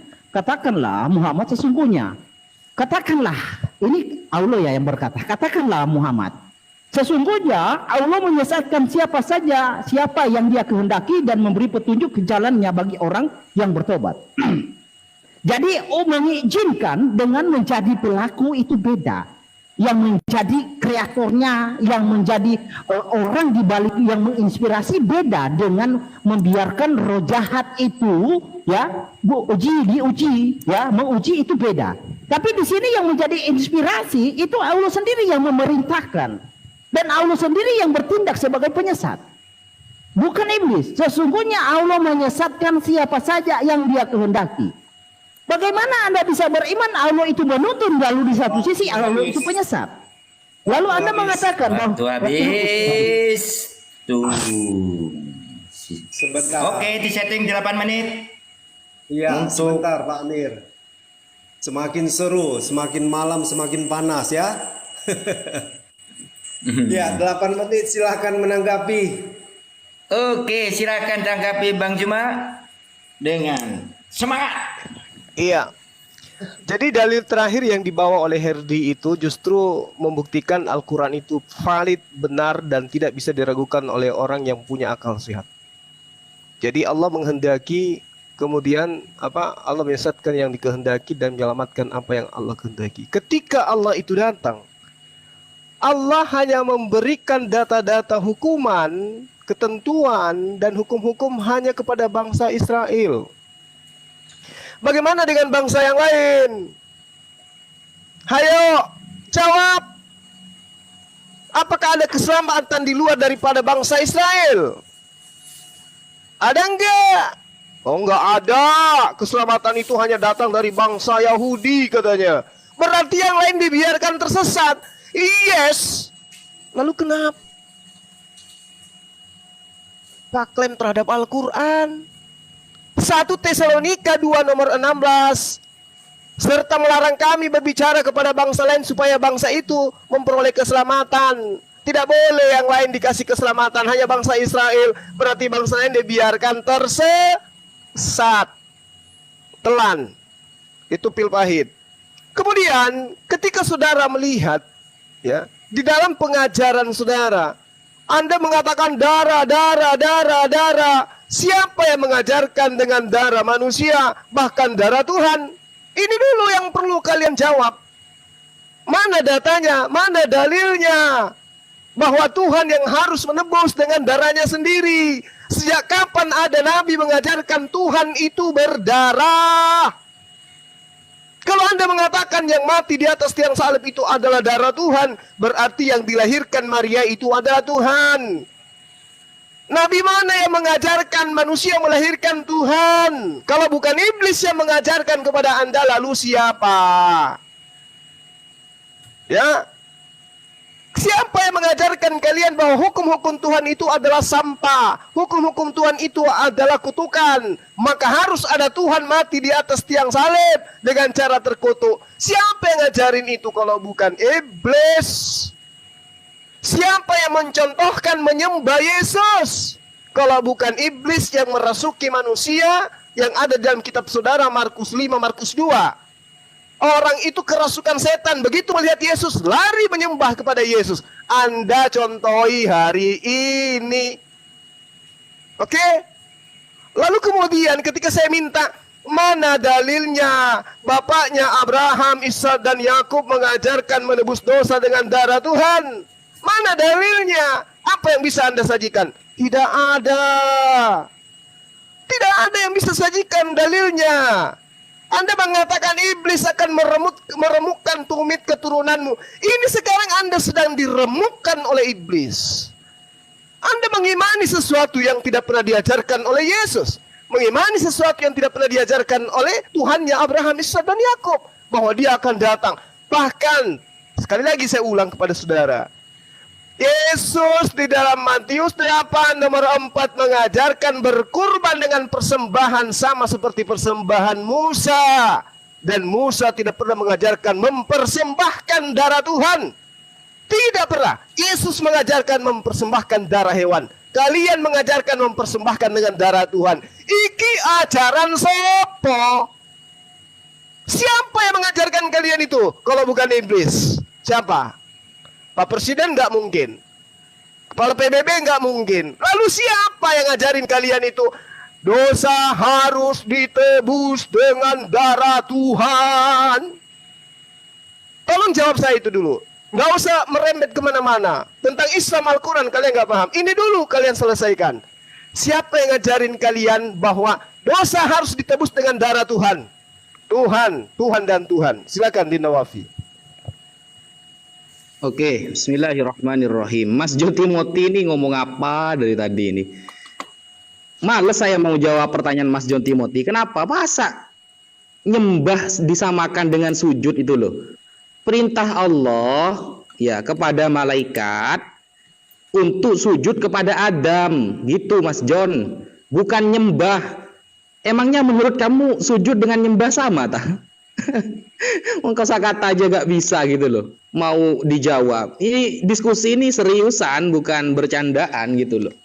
Maka ketika ada ayat-ayat yang seolah Allah Subhanahu wa taala itu diklaim menyesatkan gitu loh. Padahal di dalam Bible Anda itu sangat banyak ayat yang Tuhan Anda menyesatkan orang lain, banyak sekali. Dan sudah saya baca di dalam satu raja-raja tadi.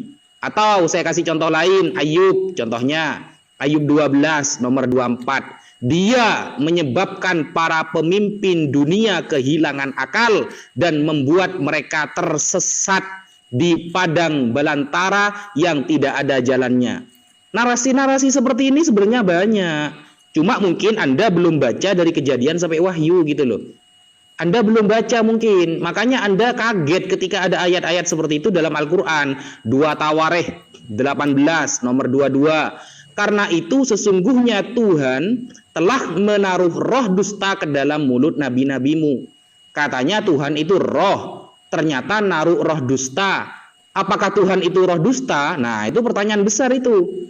Sebab Tuhan telah menetapkan untuk menimpakan malapetaka kepadamu. Yang naruh roh dustanya Tuhan, yang ngasih malapetakanya Tuhan, yang marah-marah juga Tuhan. Gitu. Kan lucu. Nah, kemudian narasi di awal Mas Herdi itu sempat mengatakan iblis tidak menghasut Yudas. Padahal di dalam Yohanes 13 nomor 2 secara tegas itu disebutkan mereka sedang makan bersama dan iblis telah membisikkan rencana dalam hati Yudas Iskariot anak Simon untuk mengkhianati dia. Jedor. Makanya jangan asumsi gitu loh. Pakai data. Iblis katanya gak menghasut Yudas. Ayatnya ada di sini. Begitu. Sehingga narasi-narasi Tuhan Anda itu menyesatkan orang lain itu sangat banyak dalam Kejadian sampai Wahyu. Banyak. Begitu. Kalau kita buka di dalam Wahyu contohnya ya teman-teman. Wahyu 16 nomor 6. Di sana kan diterangkan ya bahwa penumpahan darah, meminum darah itu justru mendatangkan malapetaka kalau di dalam kitab Wahyu. Karena mereka telah menumpahkan darah orang-orang kudus dan para nabi, engkau juga telah memberi mereka minum darah. Hal itu wajar bagi mereka. Padahal darah ini menyebabkan malapetaka gitu. Sedangkan Yesus ini darahnya di mana dalilnya? Yang saya tanyakan dalilnya itu di mana? Penumpahan darah harus Tuhan itu di mana gitu. Kemudian Herdi membawa hadis bahwa setan itu mengganggu manusia melewati saluran darah, menunjukkan ini juga butuh darah. Wah, itu ngawur namanya. Cara iblis ya mengganggu manusia melalui peredaran darah. Gak ada kaitannya sama darah dalam Bible Anda gitu loh. Sekian dari saya. Oke. Waktu bentar. 8 menit untuk mempertegas lagi jawaban. Silakan. Ya, aku jawab dulu ya. Ada silakan. ketakutan dari teman-teman Islam kalau kita mempelajari soal Islam gitu loh ya. Bukan urusannya. Ya, itu terserah kamu lah. Mengenai Israel itu coba dibaca di Efesus 2 ayat 12 bahwa bahwa waktu itu kamu tanpa Kristus tidak termasuk kewarganegaraan Israel dan tidak mendapat bagian dalam ketentuan-ketentuan yang dijanjikan, tanpa pengharapan dan tanpa Allah di dalam dunia. Tuh Israel, bro. Penebusan dengan darah itu bisa dibaca di Matius 26 ayat 28. Itu sendiri Tuhan Yesus yang mengatakan. Aduh, nggak pinter-pinter. Sebab inilah darahku, darah perjanjian yang ditumpahkan bagi banyak orang untuk pengampunan dosa. Catat. Salah satunya banyak ayat-ayat dalam Alkitab. Ya inilah susahnya. Kemudian dalil penebusan dosa. Itu saya bilang dicatat. Kejadian 3 ayat 21. Justru itu Wafi tidak pernah menjawab maupun Zuma juga tidak pernah menjawab. Gimana? Gini, kita ulangi lagi gitu loh. Allah menyesatkan iblis. Iblis menyesatkan manusia. Berarti dalangnya siapa ini? Oknum utamanya siapa? Gitu loh yang menyesatkan manusia. Apakah Allah yang menyesatkan manusia? Akhirnya sengaja menyesatkan manusia. Dijelaskan dong, bukan malah menjawab bertele-tele. Coba dibaca lagi. Ya kan? Quran 17. Nomor 61 sampai 64. Quran 10 99. Quran 10 ayat 100. Aduh, gimana sih? Lanjut Bro Herdi. Waktu saya stop, ini Malikil kenapa ini? Wah, ada kepental dia. Kental.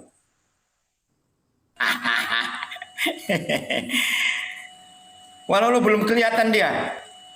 Waduh, belum kelihatan masuk dia. Ya, sebentar. Kita tunggu dulu, dimatikan dulu ininya.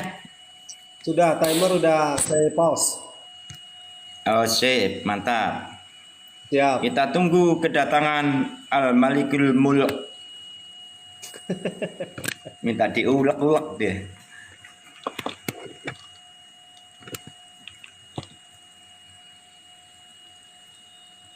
Ah, ini sudah ada, masuk.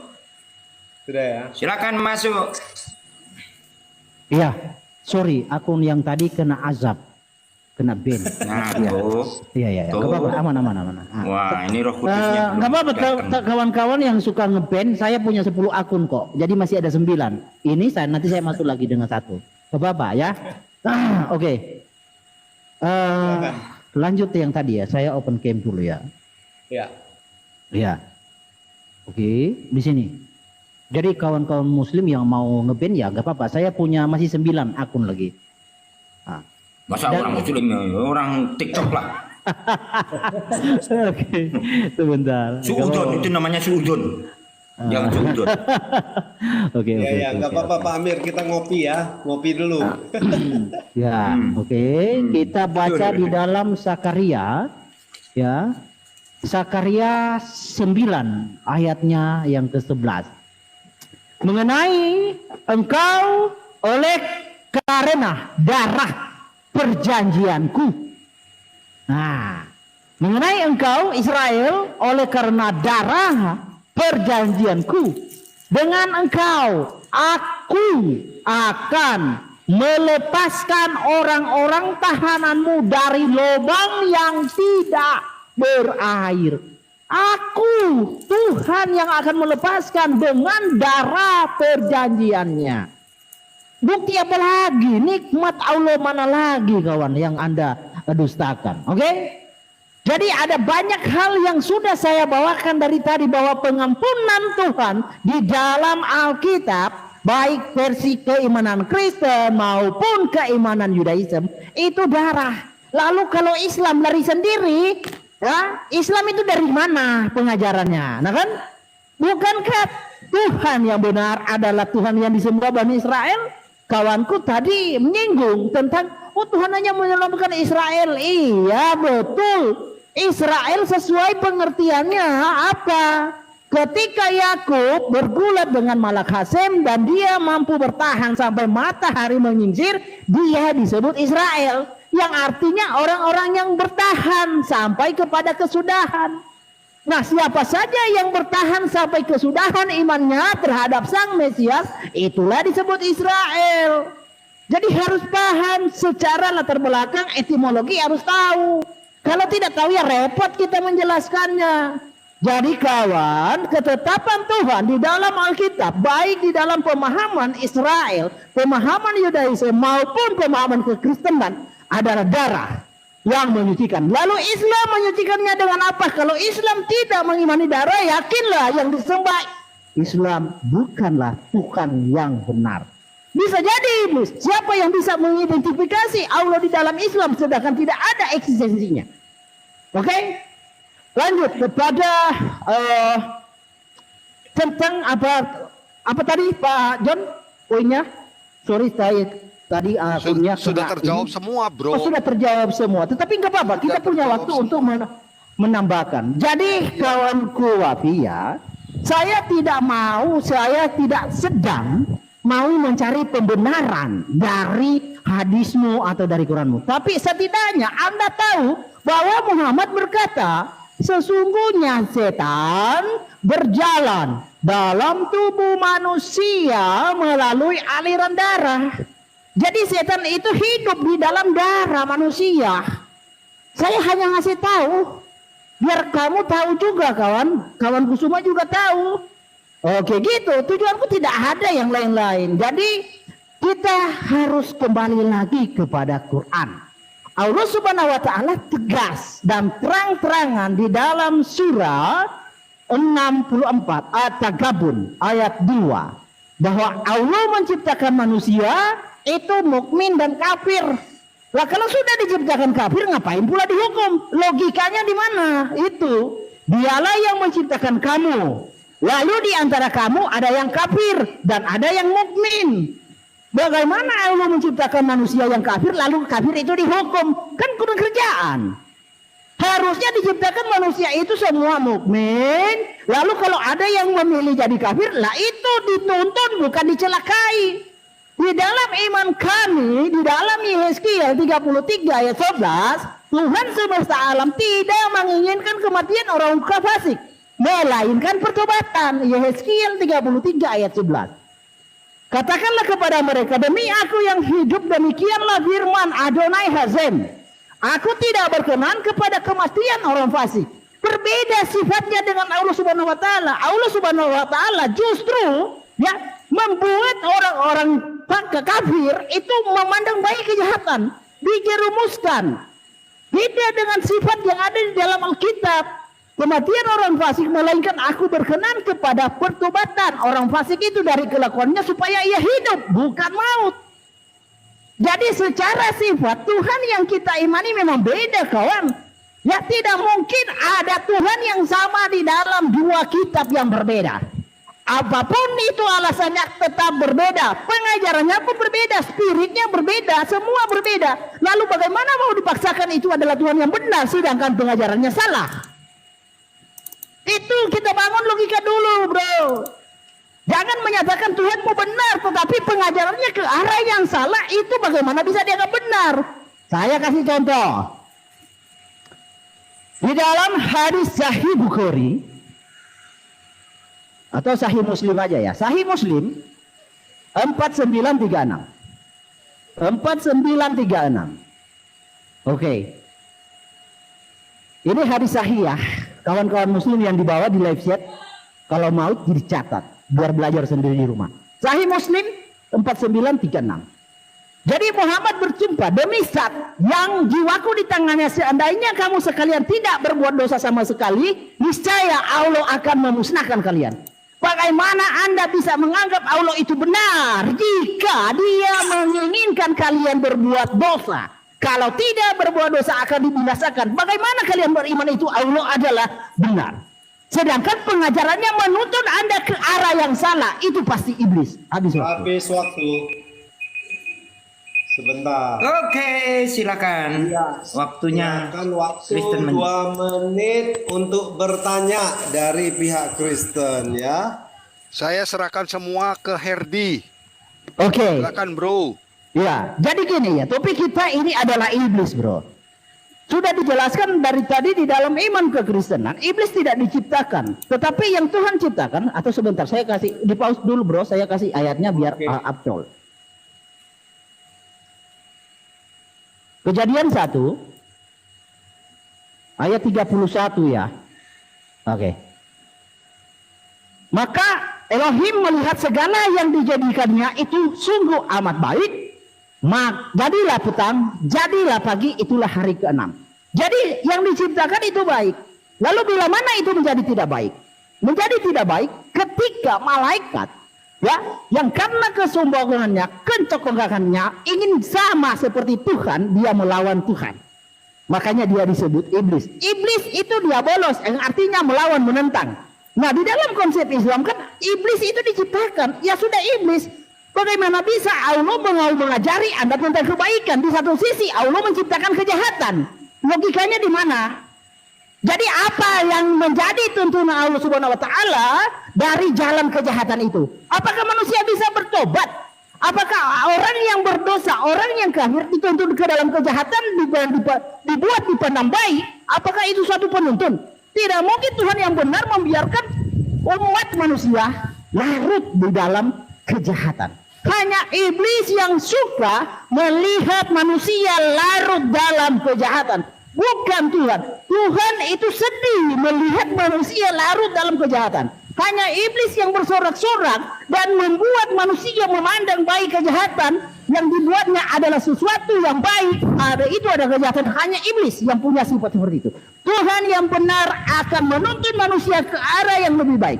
Saya sudah bacakan tadi Yeskiel 33 ayat 11 bahwa 15 Tuhan bro. tidak menginginkan kematian orang fasik melainkan pertobatan. Bagaimana di dalam Islam? Bagaimana Allah menuntun orang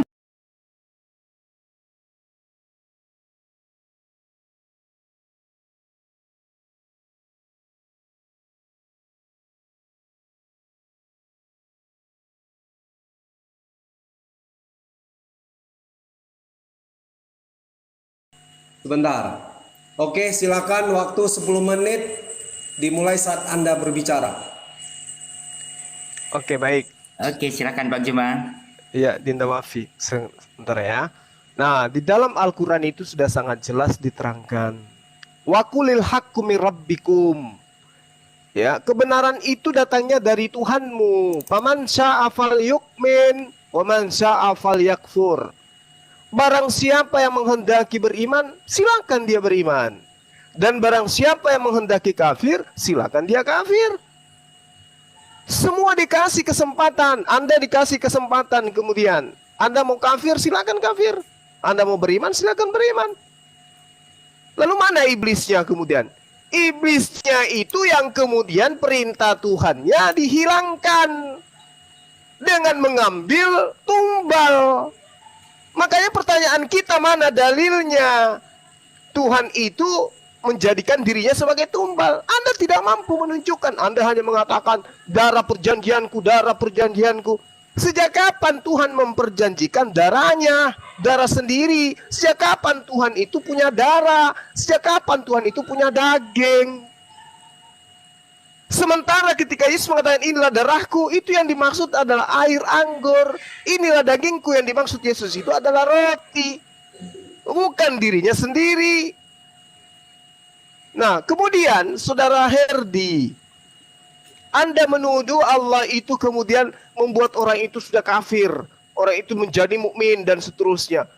Al-Quran yang kamu plesetkan itu tidak begitu bunyinya. Huwallazi khalaqalakum faminkum kafiru wa minkum mu'min. Wallahu bima ta'maluna basir.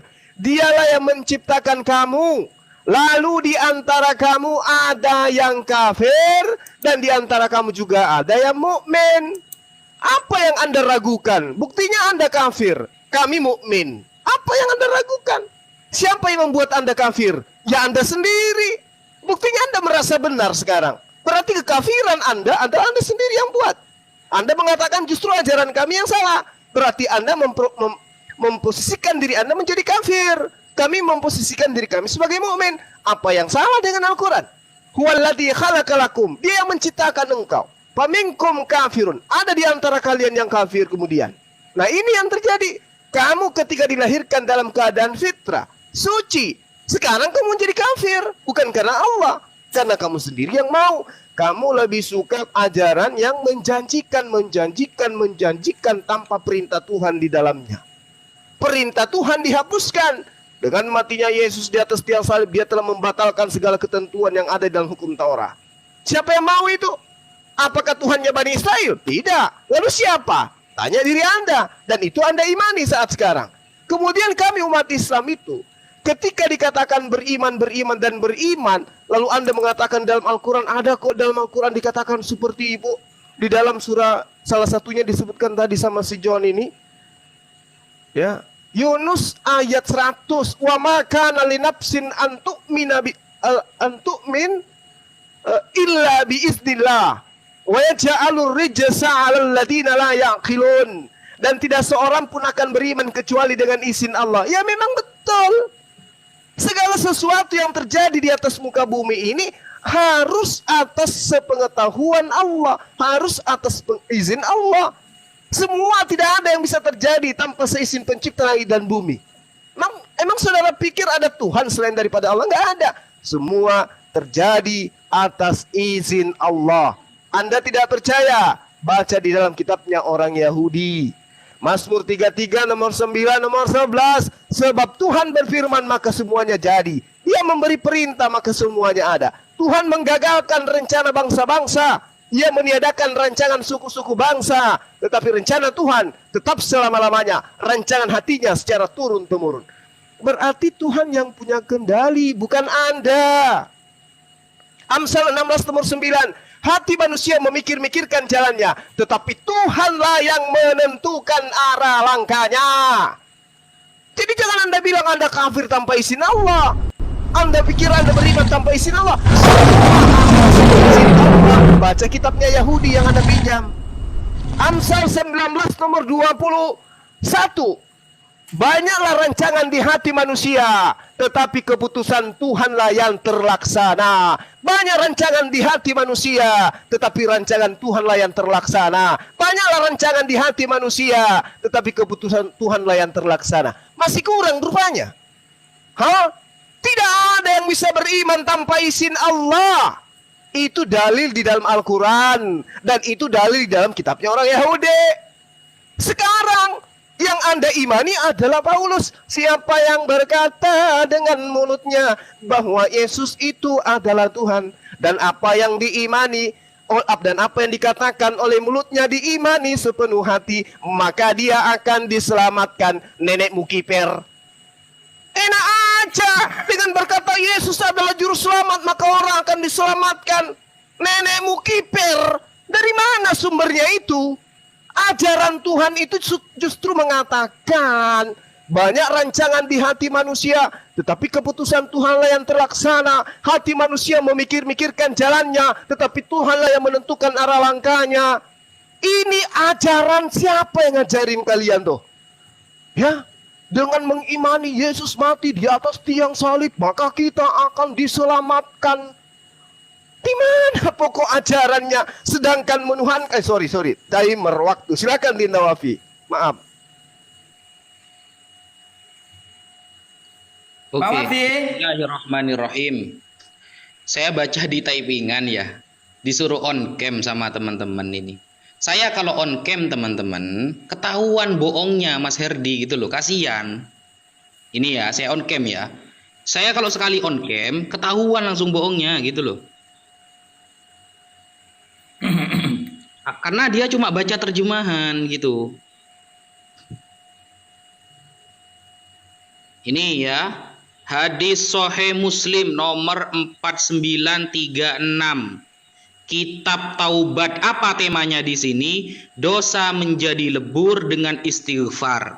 Hadis bab istighfar oleh Mas Herdi dikaitkan dengan masalah takdir, kan gabrul namanya. Itu loh. Jadi saya kalau sampai on cam ketahuan bohongnya nanti gitu loh. Kemudian di sini kan ada kata-kata begini, laulam tuznibu la dzahaballahu bikum. Andaikan kalian semua tidak berdosa, maka Allah akan melenyapkan kalian semua. Nah, Mas Herdi kan cuma baca terjemahan, tidak pernah belajar bahasa Arab. Kalimat lau di sini bermakna lau imtinaiyah. Lau imtinaiyah itu apa artinya? Lau andaikan yang tidak pernah terjadi gitu loh. Faham nggak? Nggak paham karena nggak belajar bahasa Arab gitu. Duh, kabur. Nah, jadi Ya, lanjut. apa namanya ya? Kalau nggak pernah belajar bahasa Arab, nggak mungkin tahu. Sampai kapan kalian akan menilai suatu teks hadis itu hanya bermodalkan terjemahan begitu? Laulam tuznibu la dzahaballahu bikum. Andaikan kalian semua tidak berdosa, maka Allah akan melenyapkan kalian. Launya bermakna imtinaiyah. Kalau belajar ilmu nahwu faham itu. Lau yang tidak akan pernah terjadi gitu loh. Jadi teman-teman, kita ada on cam karena sudah hafal gitu. Makanya nggak usah nyuruh-nyuruh on cam. Kalau sekali on cam kan langsung ketahuan bohongnya kan. Sedangkan ya iblis ini sebenarnya lebih hebat loh daripada Tuhan di dalam Bible ya. Kenapa? Coba kita buka teman-teman ya. Kita buka di dalam Ayub ya. Ayub 1 nomor ke-7. Maka bertanyalah Tuhan kepada iblis, dari mana engkau? Lalu jawab iblis kepada Tuhan, dari perjalanan mengelilingi dan menjelajahi bumi. Nah, di sini kan pinteran iblis daripada Tuhan. Iblis bisa lolos dari pantauan Tuhan. Tuhan bisa nggak tahu gitu loh tempatnya iblis. Sampai Tuhan nanya, kamu dari mana aja gitu. Kan lucu teman-teman gitu loh. Iblis bisa lolos dari pantauan Tuhan. Maka tidak heran ya ketika iblis itu adalah orang yang termasuk ikut andil dalam penyalipan Yesus. Yesus bisa tersalib gara-gara iblis karena iblis lebih hebat. Bahkan Tuhan tidak tahu iblis ada di mana gitu loh. Sampai ditanyain kamu dari mana, kan lucu itu namanya.